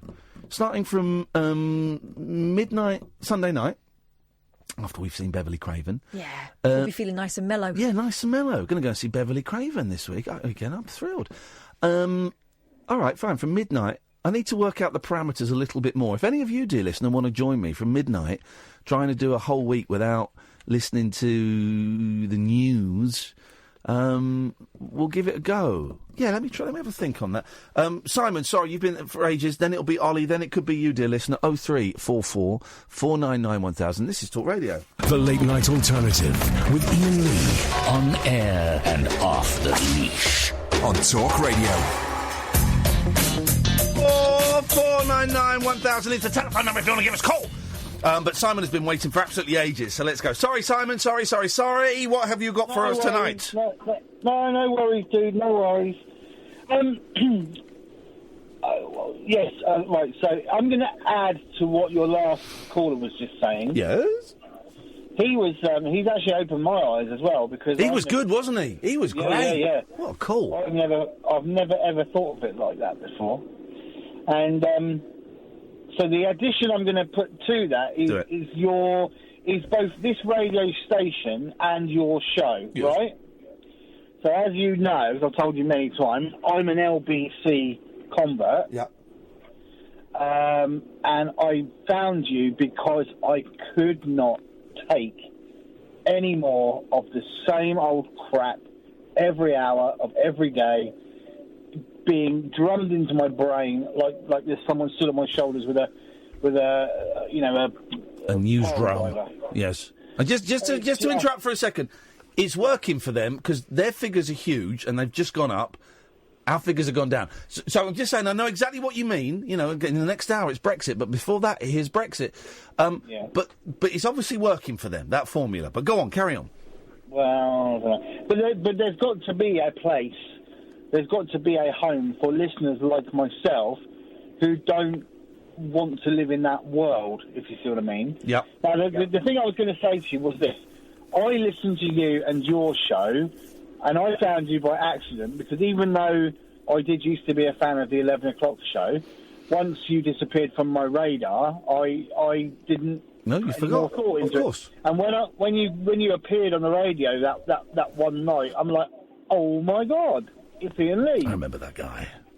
So I knew roughly what I was going to be getting into with the listening, and you don't disappoint. And we don't always agree, and that's fine. But you generally, and as I said to your boys the other day, you are a genius at what you do. You bring a lot of happiness. Come on now. And you do bring like I said, I don't agree with everything, but you do generally make me want to listen because you're good at what you do, and it gives me a bit of light relief. All right. And that's the thing that those other stations, LBC particularly, they used to be able to do that with Nick Abbott, but not now. And it is the same stuff all the time. Yep. And the difference between this station and them is that this is a lot more personality-induced listen on all the shows, apart from one which I'm not that keen on. But generally, this sort of fills all of the holes that need filling, if you see what I mean. I'll fill your holes, yeah. Well, here's the thing. I agree. Listen, as a big fan, and I can't allow you to blow any more smoke up my a-hole, but as a big fan of speech radio and phone-in radio, I agree. I do listen to LBC a lot. I listen to this station a lot, and I think this station has got way more personality. I've patched up things with Julia Hartley-Brewer recently, and and I don't listen to her show a lot because I'm asleep, but I think she does a cracking job. You know what? I don't like Matthew Wright as a person. I think he's a liar, to be honest, from the direct experience I've got. But I think his show has got infinite more personality than anything else on the other radio station, and I can see why people like it, and I hope that it attracts the audience. And I think Mike Graham, all of this stuff, right, which is why we did do badly in the figures, and I'll probably get told off for mentioning this, and I'm kind of scratching my head thinking, but this is the station that I would want to listen to if I didn't work at this radio station, and LBC is flying higher than it's ever, and I don't understand, and maybe that's why I'm always going to be a cult and on the fringe of things, because my mainstream is so far skewed off everybody else's mainstream that it just doesn't fit in. I'm really scratching my head at why this station isn't the biggest thing in the country. Well, this is it, but you must... I mean, it's obvious. When you get a caller call in who's not listened before or is brainwashed by the LBC structure, when they call you to try and do the same sort of thing, cover the same sort of subject even, they're like a fish out of water, and obviously so. And I do feel quite sorry for them, really, because I put that down too, as what was happening to me, constant, because I don't like music radio, constant barrage of politics, and we're all doomed.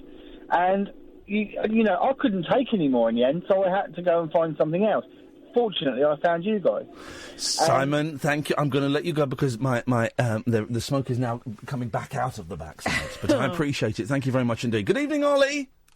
Hi, Ian and Kath. Hello. I like Ollie because he comes in all friendly, and then there'll be a sucker punch at some point. He's going to troll us. He's the smiling assassin. Yeah, very much so. He's gonna shake our hand, and I'll feel like a tiny little, like a sting in my hand, but it's so small I'm not even going to notice it. And then I'm going to die in 6 hours' time. And when they do the autopsy, they'll either not find anything because he's such a good assassin, or if it's like a really, really good autoptician, they will find like the smallest pinprick in my hand. And they'll go, what's this? No, that can't be. Well, this isn't anything, but we'll have a look. And they'll have a look, and they'll cut it up, and they go, oh, geez, someone handshook him with a tiny poison, like minuscule poison little thing. He would have just noticed a sting, but and it's the most toxic, deadly poison in the world. And that's Ollie. Ollie's the person who shook my hand with that tiny. Ollie put his tiny prick in my hand. There we go. He put his tiny prick in my hand and discharged, and it killed me. Anyway, nice to hear from you, Ollie. What you got? Well, I've told you what he's got. Well, no. Yeah, hopefully. TP. Hopefully, my brain's working properly and I can articulate properly tonight. Cause, you didn't articulate properly. Hopefully, I can. But because it kind of, I was going to call in and say, yeah, you should be worried about Brexit. No. I'm worried and blah blah blah. Yeah. And then that call you had a minute ago was saying, oh, just don't. If you don't look at it, it's not there. It doesn't exist. That scares me. That really scares me. That's Go on, why? more worrying than Brexit because it's like, well, you're just letting people get away with it. You're just letting Get away with what? Trump. Well, like Trump the other today. See, this is why I'm scared because I haven't got the facts and the. Okay, I'm not going to push you on facts too much unless you say something that's obviously ridiculous because it's not really a factual thing. But what? So go on. Who? If we don't read the newspaper, then who's getting away with what? Well, things like Trump wants to take away protection against trans people was something I read today on Twitter. Yeah. Right. And I kind of feel like even though it doesn't do much immediately, like, with Brett Kavanaugh and, like, loads of women and feminists came together to... Because Brett Kavanaugh got the job in the Supreme Court, despite the fact he was accused of a sexual assault, right? Now, so you knew all about this, and you read about it in the papers, and I'm guessing you probably watched a big chunk of that. It wasn't a courtroom, but you watched that on TV, right? So you watched it, and you had all the stress, and all the anger, and all the bitterness, and all the bile, and you watched it, and he got away. He got away with it. Yeah, but he got away with it. They're not all going to get away with it, hopefully, because there's so much anger and so much action afterwards that I feel like hopefully the midterms will change now because there's so much direction, there's so much hate from all these people, maybe... Because people will vote, but it's not to do with feelings, is it? It's to do with the practicalities of it. So the things that will stop them getting away with it are voting and the checks and balances that are in their statute of power. But people need to hear that information to make that choice. Why do I need to hear that information? Yeah, maybe it's a bit different from us being in Little England. And because you can't go and vote in that. You can literally have almost nil impact on what Trump is doing. I don't know, because I feel like when I did that London March against Trump. Yeah. And I feel like, that didn't do anything in action, but at least it shows that as a country we've got an amount of people that can go, no, that's not right to have the person in power over here, and like being normal.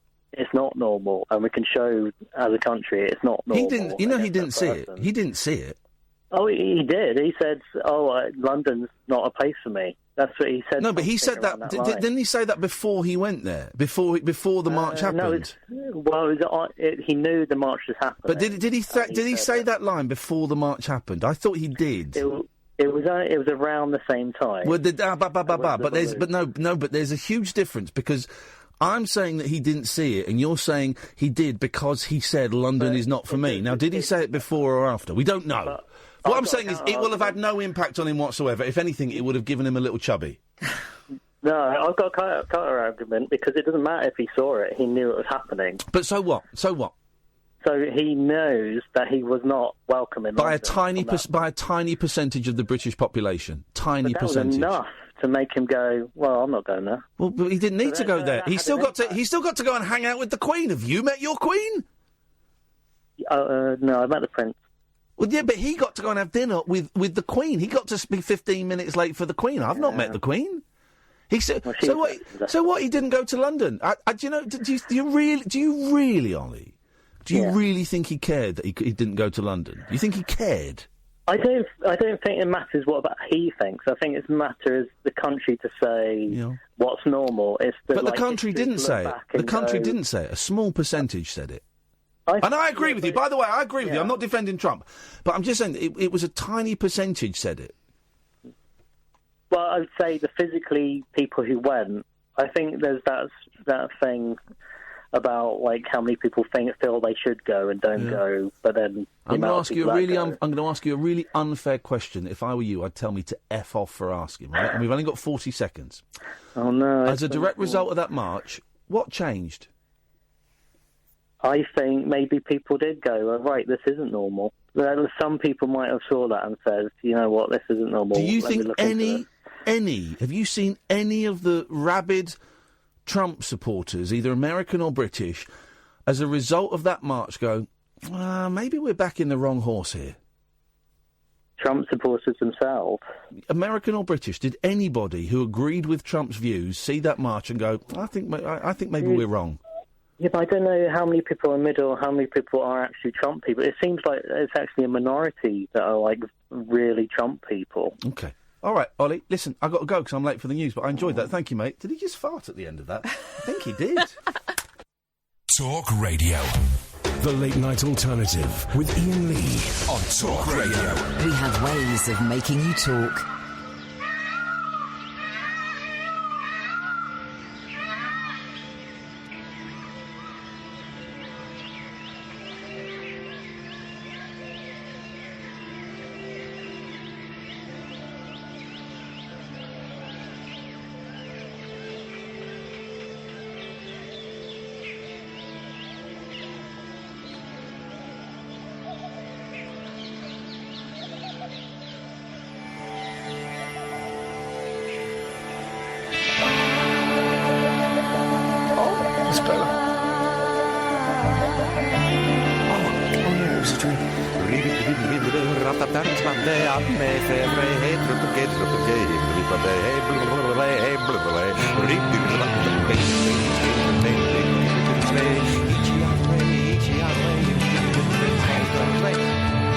I need your help.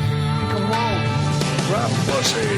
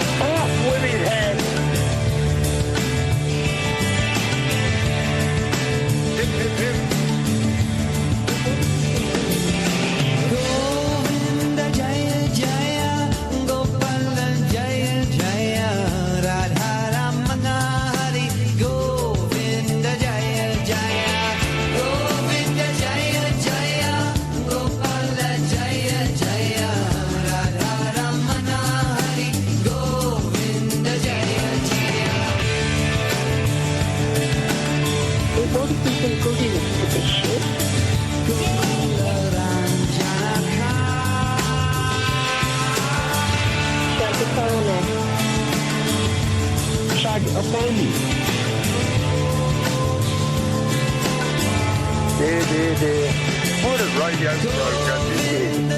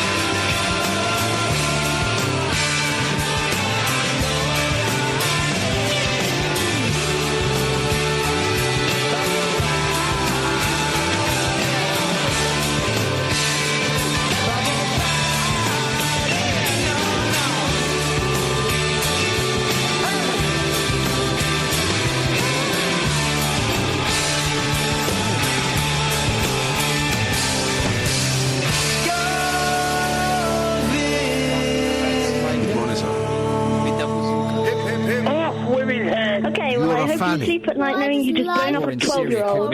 I don't want to blow my own trumpet because I haven't got one. So I've just ordered the Cooler Shaker, the first album, K, for 48 pence. There we go. This is what happens. Good evening, dear listener, the Late Night Alternative. Where else are you going to hear? What the? Hey! What was that? Where else are you going to hear such impressive... keep the computer up, never turn it off. There we go. Never turn it off. No. Shut up, Xbox. Shut up. Stuff comes up, that's all part of the joy.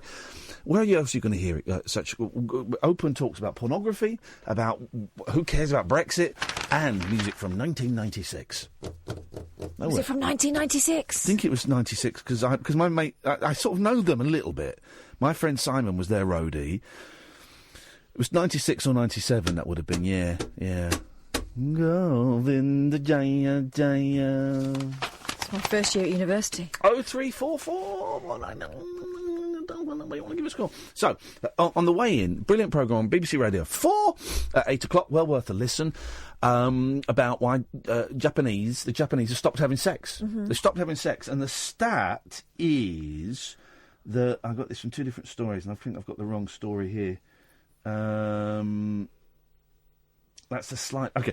The stat is the population at the moment in Japan is something... Let me find a slightly different... This isn't quite the right story, but it's got the stat in. I think the population of Japan at the moment is about 127 million, and... Oh God, news websites are just so full of pop-ups and stuff. Yeah, here we go. Japan's National Institute of Population and Social Security Research predicts the country's current population of 127 million will decline by nearly 40 million by 2065. Wow. Because no one's doing it. They do a survey every few years. They're not doing it, or they're not? What? They're not what? They're not doing it to make babies? No, they're not doing it. No, this is the phenomenon. Japanese people are stopping having sex, and I'm going to go and listen to the programme if you want the full details. But they do every couple of years. They do a survey on sexual behaviour. Japan is a very strange place sexually, very very strange place. And they do a 0344 499 1000. They do a survey every couple of years on sex.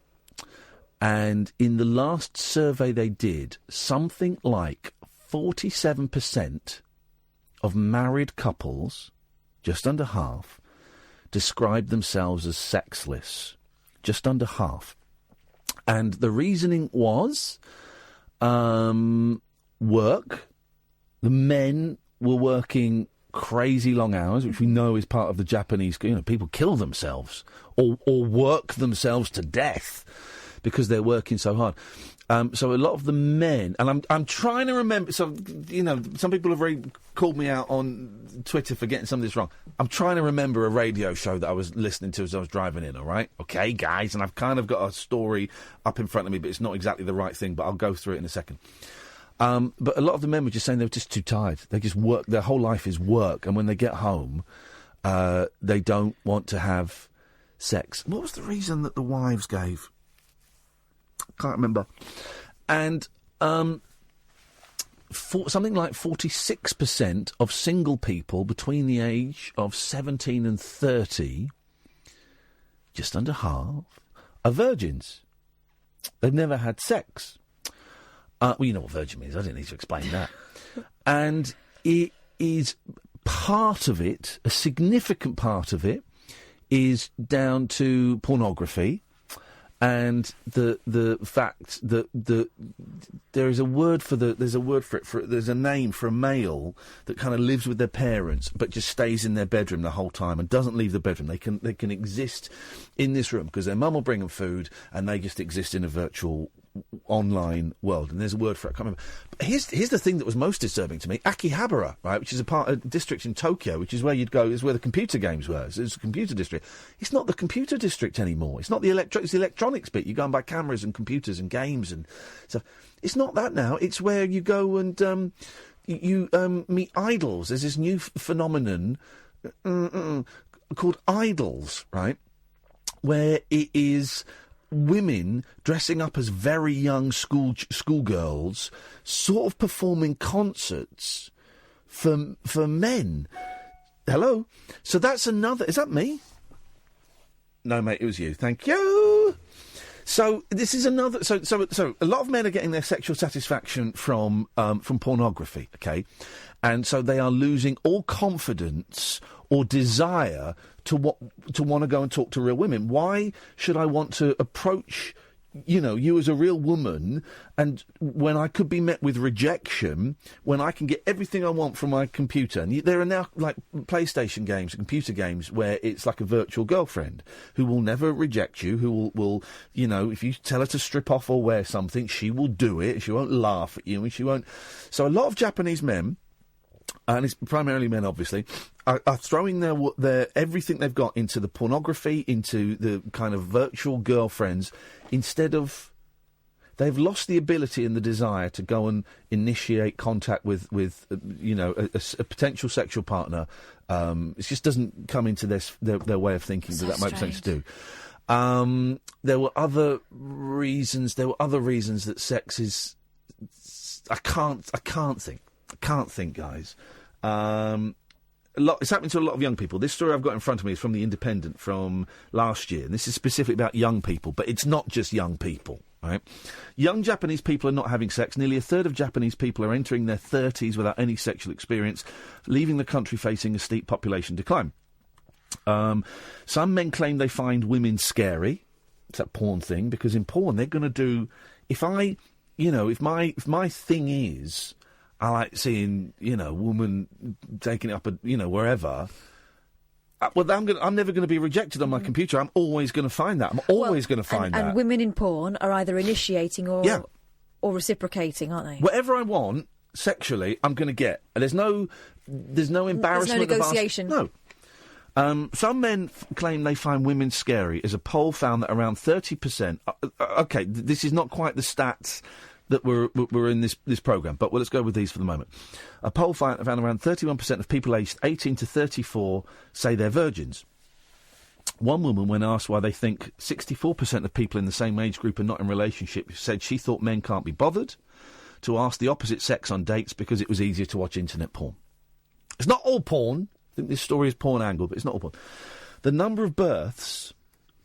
Wow, listen to this, man. The number of births dropped below 1 million in Japan for the first time in 2016. The current population of 127 million will decline by nearly 40 million by 2065 if the trend continues. The fertility crisis has left politicians scratching their heads as to why youngsters are having no more sex. Artist Megumi Iragashi, 45, who once made a 3D image of her own vagina, So building a relationship is not easy. Yeah, it's not easy when a bloke walks into your living room and sees a paper mache version of your fanny. Mm-hmm. I know, I'll move it out of the living room. I know, Catherine, thank you. Can't see the telly apart from anything else.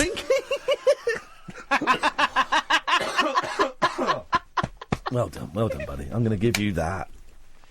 The shrinking of the country's population, deaths have outpaced births for several years, has been called a demographic time bomb and is already affecting the job and housing markets, consumer spending and long-term investment plans at businesses.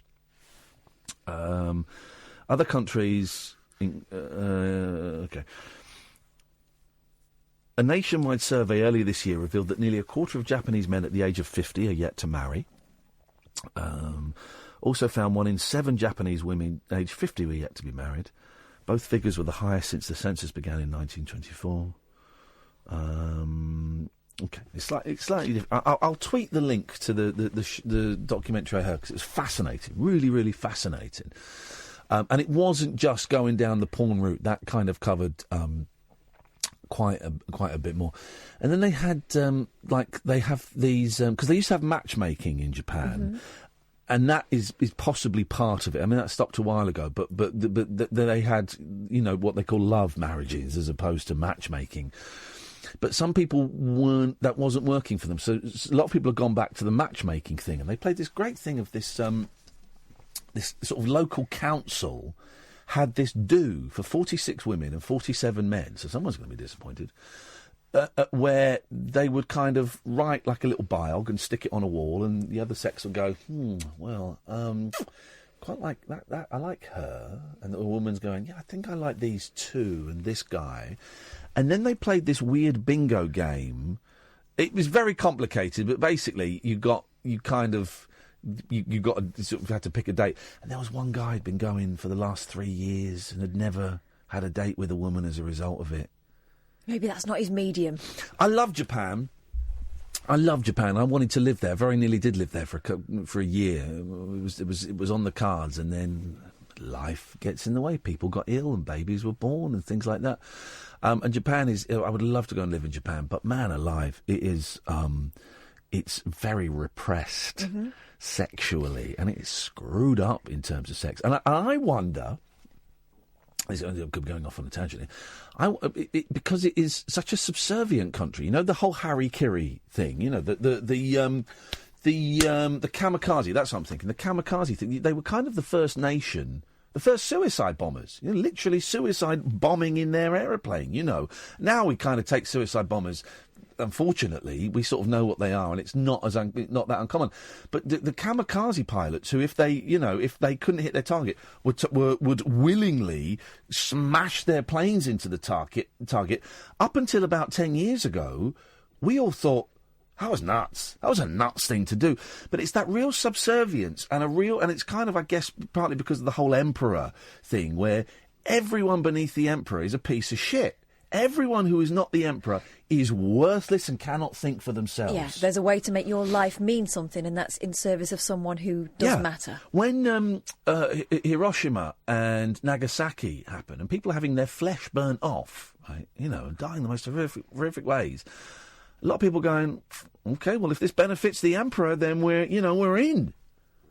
The cliche of the Japanese warrior found on an island in 1974. Still holding out. Thinking the war's still going on 30 years later, and he's not had any contact. It's that real dedication and patriotism and subservience. And that's got to be part of it, and I think. Discipline. Yeah, very disciplined. I was only in Japan for a weekend. Yeah. For bizarre reasons. But I just remember feeling like wherever else I've travelled, I've kind of got it. I've kind of got the social norms. But in that short time, and we were hanging about with Japanese cabin crew as well. So these are people who actually are in an industry where they rub along with, Westerners quite a lot, and so they know. But they were saying to us, we don't really, in this country, we don't do small talks. It's rude to do small talk, so you will stand in silence. And, if you talk to other people from my country, that we were told them about when we got lost and we had to stop someone in the street and say, can you show us where we are on the map? And there was this kind of weird standoff for about It felt like an eternity, but it was probably about 3 minutes while this girl tried to work herself up to tell us that we were not on the map. And he said, yeah, but that's because we don't like to deliver bad news or to feel like it feels like we're being rude to contradict you and that all that stuff. Yeah. It was the closest I've ever felt to feeling really, really foreign. I love Japan, and I know what you mean. And because it's partly, everywhere else I've been able to work stuff out. It's partly the written language, because you can't. Even with Russian a bit, you can sort of go. You can't even check a street sign. And I could sort of read a tiny little bit of Japanese when I went. The Romanji. They've got 3 alphabets. The Romanji, which I think is 45 characters. The Hiragana, which is the same letters but different shapes, 45 characters. And then you've got 500,000 Chinese characters, the kanji. And I could read the Romanji. So the Romanji, couldn't do it now, is like if you saw, for example, if they were writing Hawaii, they would write it in these characters. And it would be Ha-wa-I. And you could go Hawaii. You could work it out. And I also was able to recognise similarities in characters, so I could look at a street name and go, no, that's not it. That's it. But it is completely alien. But I love Japan. The people there were so friendly. I've still got friends in Japan. I find them very charming. Oh man, they were always so helpful. Told you about me and my girlfriend and wife. I got in touch with this band, the Kurikorda Quartet, who I loved, and they'd come on the show via telephone at the end of it. And I emailed them and said, just to let you know, it's a long shot, but me and my girlfriend, we're going to be in Japan for 2 weeks, and we're going to be in Tokyo these days, then we're going to Osaka and Kyoto, then we're going to be in Tokyo these days. And I just wondered if you were doing any gigs. I know you're probably not, but...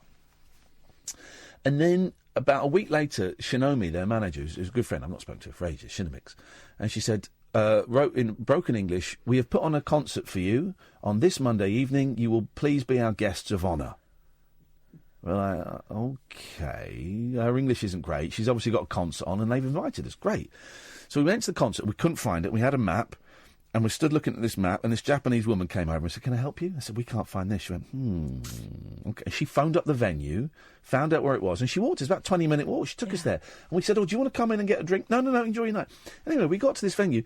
They put on a gig for us, this band. And then they took us out for dinner afterwards. And then they said to us, Shinomix and a couple of them said, so what are you doing tomorrow? And we said, oh, we don't know yet. We only got in yesterday. We don't know. They said, OK, well, we'll be at your hotel tomorrow morning at 9 o'clock. Like, OK, and we'll show you the sights. And we thought, OK, they're going to take us out for the morning. Great. They picked us up at 9, 3 of them. Then one of them left at lunchtime, and we got home about 11 o'clock that night. And they wouldn't let us spend anything. They took us out to see a show. They took us out for meals. They took us to see temples. And we kept saying, if you want to go, you know, we're cool. No, you are guests in our city, in our country, and we want to show you everything we can. We've done over 12 hours. That's what we needed because, you know, we didn't even dare go into... We went into McDonald's and went, we can't even order here because I can't. Yeah. And we went in a supermarket to try and, like, fend for ourselves. Couldn't work out what things were. No, but I like that. I like going in and going, well, this looks funny, and you buy stuff and it tastes horrible, but some of it tastes great. You get lucky. But here's the thing as well, and we'll go to the break in a minute. Everywhere we went to eat was amazing. We got to, I mean, Shinomix took us to a couple of places like in a shopping centre. She took us to a teppanyaki place in a shopping centre, and we're thinking, well, this looks crap. And it looked crap. Plastic like seats, Formica. It looked horrible.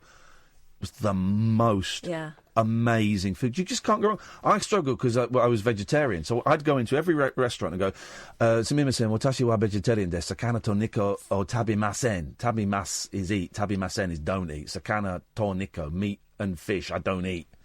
And then there's another thing, do you have anything? And quite often they would just look at me and go, no! And they would laugh. You know, I'm going to a vegetarian. I don't eat meat or fish. Because vegetarian, they just give you a small bit of meat. I'm vegetarian. I don't eat meat or fish. Have you got anything? No! But oh man, I'm taking you to Japan. I want to go. It's the best place in the world. This time I'll dare to go to Tokyo. It is the best place in the world, man. I love it, honestly. But I was heartbroken to hear that Akihabara isn't the electronics district anymore. 0344 499 1000 is the telephone number. This is the Late Night Alternative on Talk Radio. Unmissable Late Night Radio with the original king of unconventional conversation. Make contact with Iain. The Late Night Alternative with Iain Lee on Talk Radio. It's been very busy on the phones and then nothing this hour, and that's fine. If that's the way you want to play it, that's the way you want to play it. It's fine. We've had loads of calls tonight, and I've thoroughly enjoyed them. Some new voices, some very interesting points. No one has yet made me, and I don't think it is possible. This isn't like a challenge. By the end of the show, I want you to make me care about Brexit. I just don't think I'm capable of caring about it. I really don't care. You know, I may live to regret that, you know, if the bottom falls out of everything and we go bankrupt. But even... OK, here's part of the reason. There's part of the reason why I can say I don't care. I've got a few quid in the bank, so I'm sort of all right. Do you know what I mean? I'm sort of all right. And maybe that... Although if mortgages go up, I'm screwed. But maybe that takes the sting out of it slightly. But then I suspect there are people that have got a lot of money and people that have got no money that don't care. I wonder if anybody turns on the radio or the TV and goes, oh no, we've got to listen tonight, they're doing Brexit. Or if people at home go, oh man, they're doing that again, can't we just talk about scale extric for a day? You know, it's just... It feels like we're creaking towards something and no one's got the foggiest what it's going to be.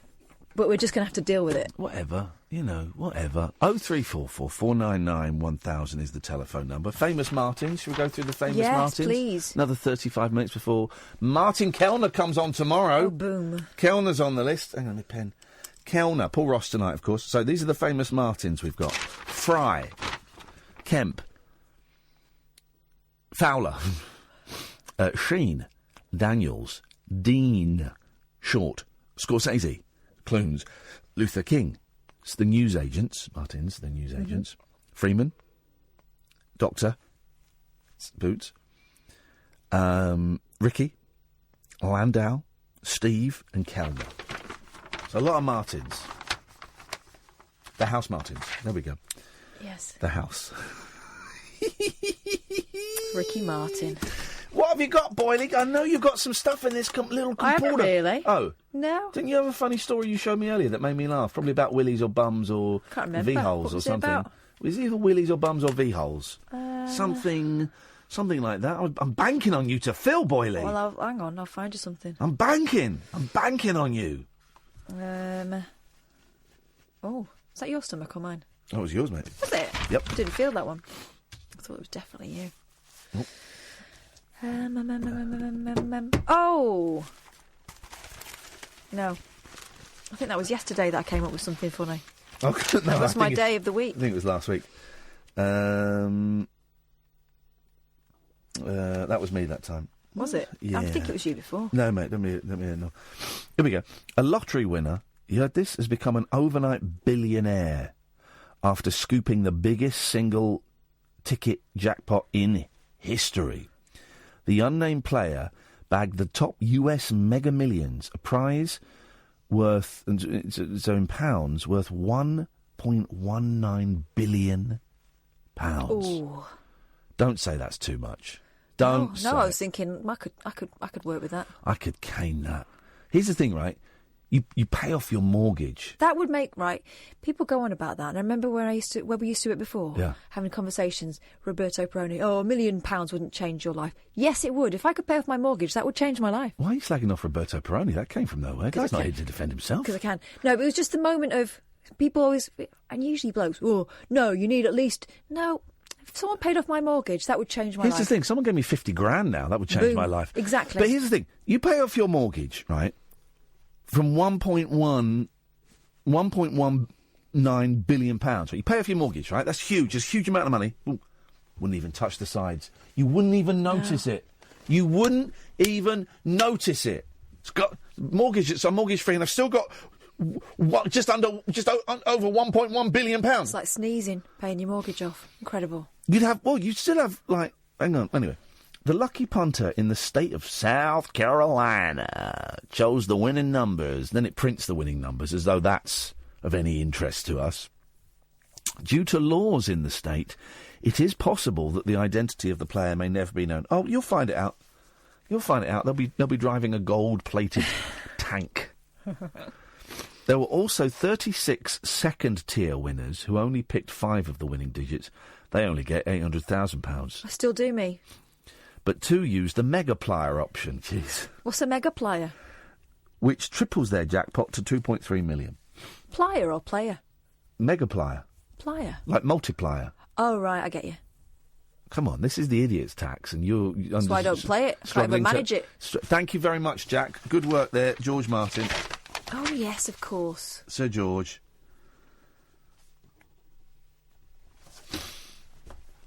The odds were stacked against players, with the likelihood of getting a winning ticket standing at 1 in 303 million. Carol Gentry, a lottery spokeswoman, said, "There are a few precedents for a jackpot this size. Typically, about 70% of sales occur on the drawing day, so forecasting precise numbers in advance can be difficult." The run-up to the massive prize draw, about 370 million tickets were sold across the country, netting around 575 million. Oh, so this is a rollover. The population of the US is around 326 million. Whatever. Here's one. Go on. This is something that's happened this evening. Spooky. Sinead O'Connor has announced she's converted from Catholicism to Islam. Oh, Sinead, what are you doing? Oh, you're out of the frying pan. Oh, Sinead O'Connor, you're going out of the frying pan and into the fire. I'm afraid I cannot allow this to happen, Sinead. No, what I think is whatever works for her. Good for her. Yeah. Why is that news? Well, this is it, because she's announced it on Twitter, so that automatically it becomes news. Okay, well, good for her. And also, I think there's a little bit of, well, look what she's doing now. Do you know what I think? Whatever works for her. I like Sinead O'Connor. I like Sinead O'Connor a lot. I'm not a massive fan of the music, but I think I like her as a human being. Yeah. I respect her for the artistic stands that she made. What was it? Was it Saturday Night Live where she tore the picture of the Pope up? Mm-hmm. And, of course, the furore, of course, and I think it terrified her more. You know, the backlash was bigger than she was expecting. I was reading about it, actually, in a Saturday Night Live book about 6 months ago. And, it's an artistic, political statement. Well done. What other pop stars at that period in time were making artistic, political statements? Nothing like that. Good for her. And then she went on to like a Bob Dylan thing, I think, and got booed. And she was doing something Acapulco, I think, and she got booed. And have I got this right, dear listener? Chris Christopherson strode on stage and put his arm around her and told the audience off.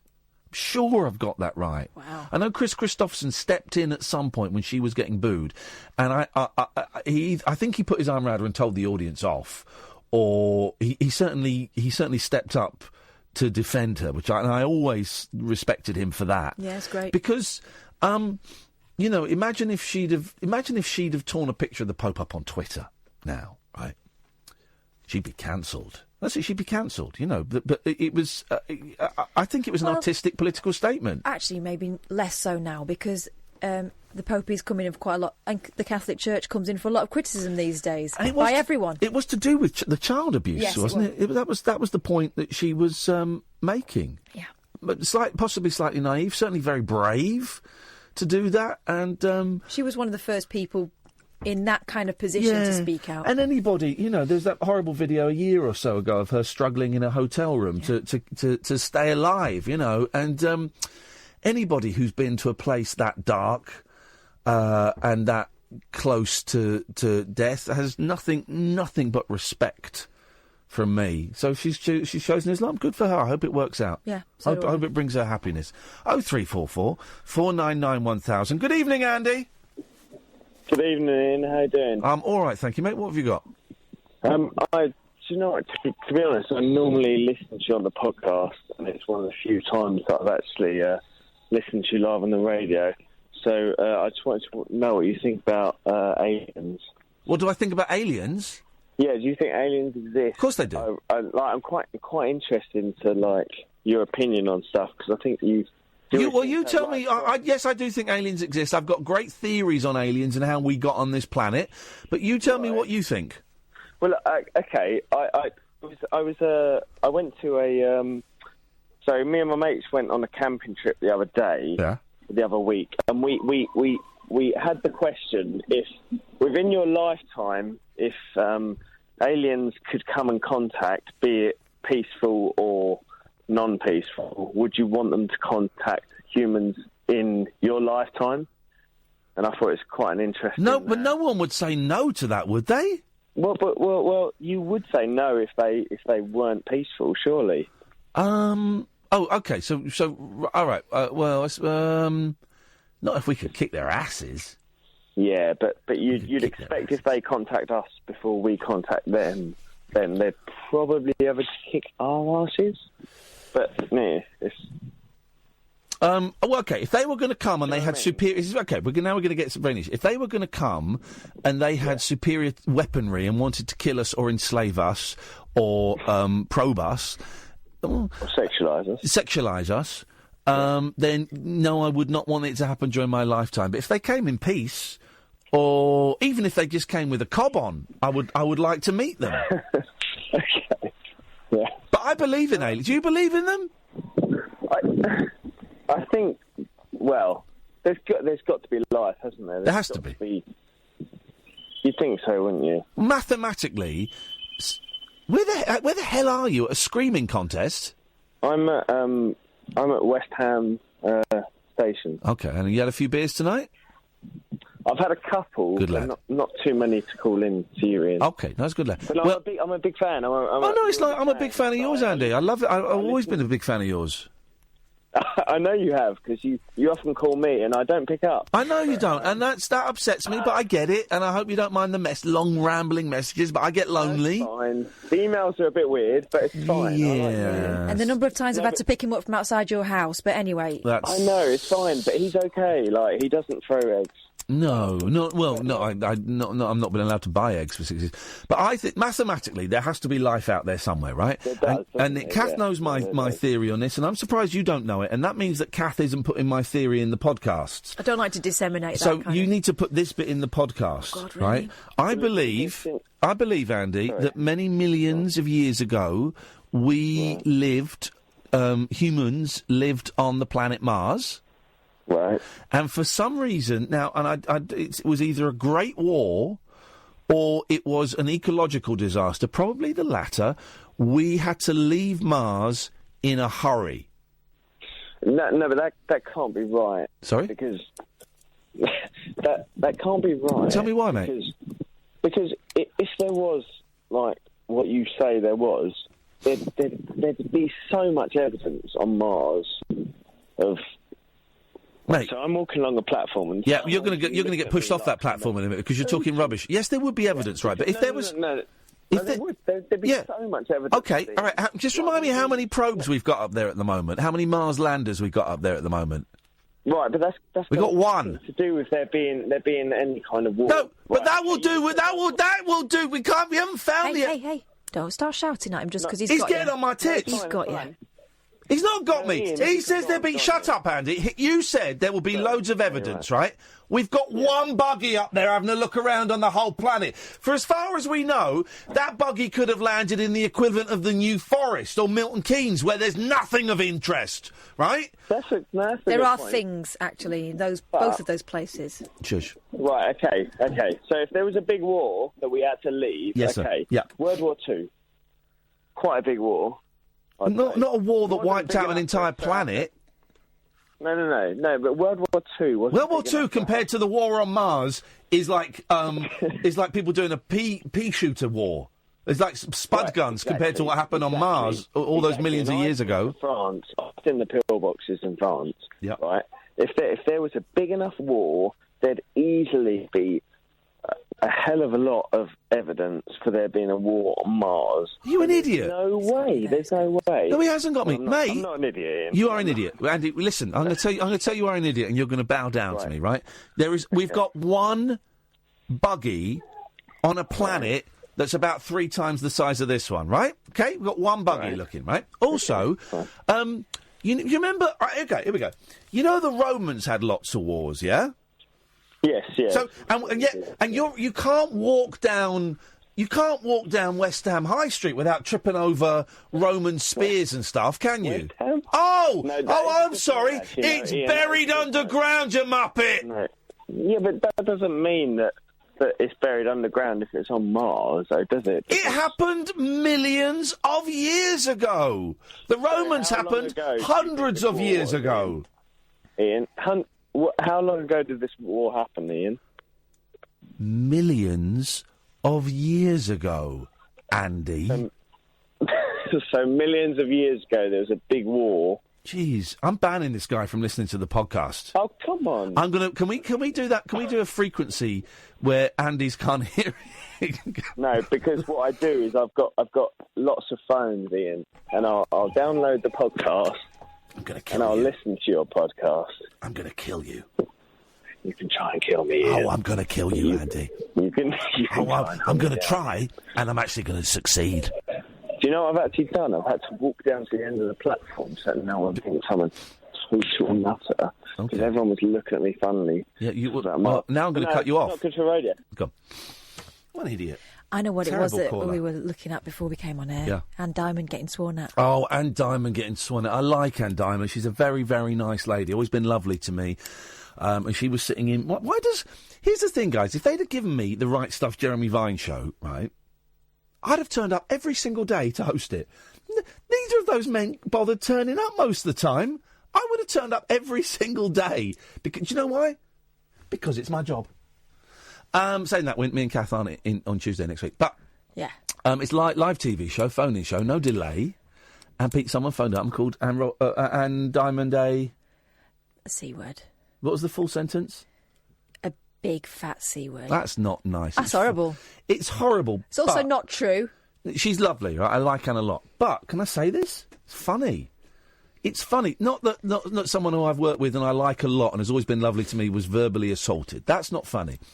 But I do think it's funny that on a live television show, more so than a radio show, about 11 o'clock in the morning, someone got away with a big swear because they haven't got a delay system. They haven't got a delay. If you want to phone up a TV show like that, it hasn't got a delay. Any BBC radio station hasn't got a delay. You can say anything, and they've got to be quick on the faders.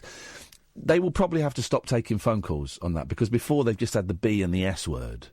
The C word is a whole different kettle of fish, and you can apologise and apologise and apologise, but it's like when Shaun Ryder swore on TFI Friday. They then had to pre-record TFI Friday instead of doing it live. They won't be able to take phone calls, I reckon. That'll be the end of the phone calls for that show. Oh, man. Yeah, it's a shame, but I think it's funny. It's only funny because it's such a straight show, and so it's upsetting the format, and so, it's especially naughty. Yeah. 0344 499 1000 is the telephone number. Why has he got a warning by his name? Put it on. Take that. Let me find out who you're talking about. Nigel from Maidstone. Oh. Why has he got a warning by his name? Well, I didn't put that on there. Go and have a look. See, does it say on this system what the warning is for? Let me go I want to see what that's about. Let's go to the break. This is the Late Night Alternative on Talk Radio. Moonlit musings from mums, madams, and meat packers. Oh, never mind, I must have misheard. The Late Night Alternative with Iain Lee. The station's brilliant. On Talk Radio. Did we speak to someone called Andy? Yeah, just now. Andy on the train platform. Oh, the drunk guy. He's just tweeting me. Upsetting that you cut me off, Iain. Dude, you're drunk. Go home. Think about it. Don't be upset. Everyone gets cut off. We talk for ages. It's a little bit... I'm not even justifying myself. Everyone gets cut off, Andy. If you listen to the show and weren't just a podcast, you'd realise. You'd realise. Let's go to Stuart. Good evening, Stuart. Hi, are you all right? I'm going to flag up at some point during this phone call, Stuart. The call will end and you will get cut off. Please don't take it personally like some kind of baby. No, I'm not doing. No worries. What you got for us, man? Basically, I'm calling because of a comment somebody made earlier on about basically not caring about anything that was going on in the outside world regarding, going through social media and news and etc. Okay. And I've got to completely agree with it. There we go. I think you can only deal with the bubble that's surrounding yourself, your family, your friends. Yeah. And I think you can get overwhelmed with everything else that's going on in life. And I've got to agree, I couldn't give a toss about Brexit. I don't know anything about it. I don't really care. It's something that's going to happen or not happen, and either way, it's going to affect me one way or other. So why bother about it? And I have no argument. I've got nothing to say to that because I feel the same. It's out of our hands. Yeah. It's going to happen. Yeah. I didn't get the way what I voted for. Oh, well, OK, fine. Yeah. We'll see. We'll see what happens. And it's interesting use of the word bubble. I guess we have the ability to increase the size or decrease the size of our bubble as we see fit. And, you know, for a lot of people, the bubble it includes family and job and Trump and Brexit and... But maybe I've shrunk the bubble so it just includes me and my kids. Maybe that's it. Yeah, I think you're totally right. I think you can go too far with a lot of things. I mean, obviously, the inception of the internet and everything brings everything closer, and obviously, like using the term bubble again, you increase its size at bubble to ultimately things that you wouldn't even be aware of probably 20 years ago, 30 years ago. And are we placing? And I'm going to use this term probably incorrectly, but are we increasing as general anxiety levels because of things that we don't need to get involved in? Yes, I think that's true. I think that that Twitter, that 24-hour rolling news, that radio stations like this, I think they've increased our anxiety because we all hear about. You know, you think back to like the 80s. I don't know how old you are. I'm guessing you're about 48. I'm 40. 40. No, All right. 40. Okay. Well, maybe you may 48. not remember this then, but you know, you think back to like Ronald Reagan, right? Yeah. And when he was president. Now we only heard about Ronald Reagan if something really, really big had happened. So you'd watch the news and it wouldn't be Ronald Reagan every day. But also you get the news at 1 o'clock, you get the news at 6 o'clock, and you get the news at 10 o'clock. And if something happened at 2 o'clock, you wouldn't hear about it for 4 hours. Here's the other thing, though. Yeah. We weren't constantly being told that we had to pick a side, and there were only two sides. At the moment, it's like you're either for Trump or against him. You're either pro-Brexit or anti. You're not allowed to shilly-shally in the middle. You're not allowed to not take a. You're not allowed to not take a stance. You're not allowed to say you're not bothered. You're either in or you're out. And actually, quite a lot of people are just going, well, I don't want to join in with this. I don't want to join in with the slanging match. Everything's become a slanging match. And just on a side note from that, I mean, a lot of people in the UK especially, and I should imagine it happens around the world, you know, are getting involved in this Trump debate, whether he's right or wrong. I find it quite bizarre that we're even getting involved in that when I can't even vote for somebody that in the elections, you know, how can I put it, the parties are not represented within the local community. Yeah. I can't even vote for them. No. But if I can't vote for them, how can I voice my opinion on that? When what does it matter that I've, you know, voiced my opinion in America? Everyone just needs to stick their nose out of everything. It's none of our business, Stuart.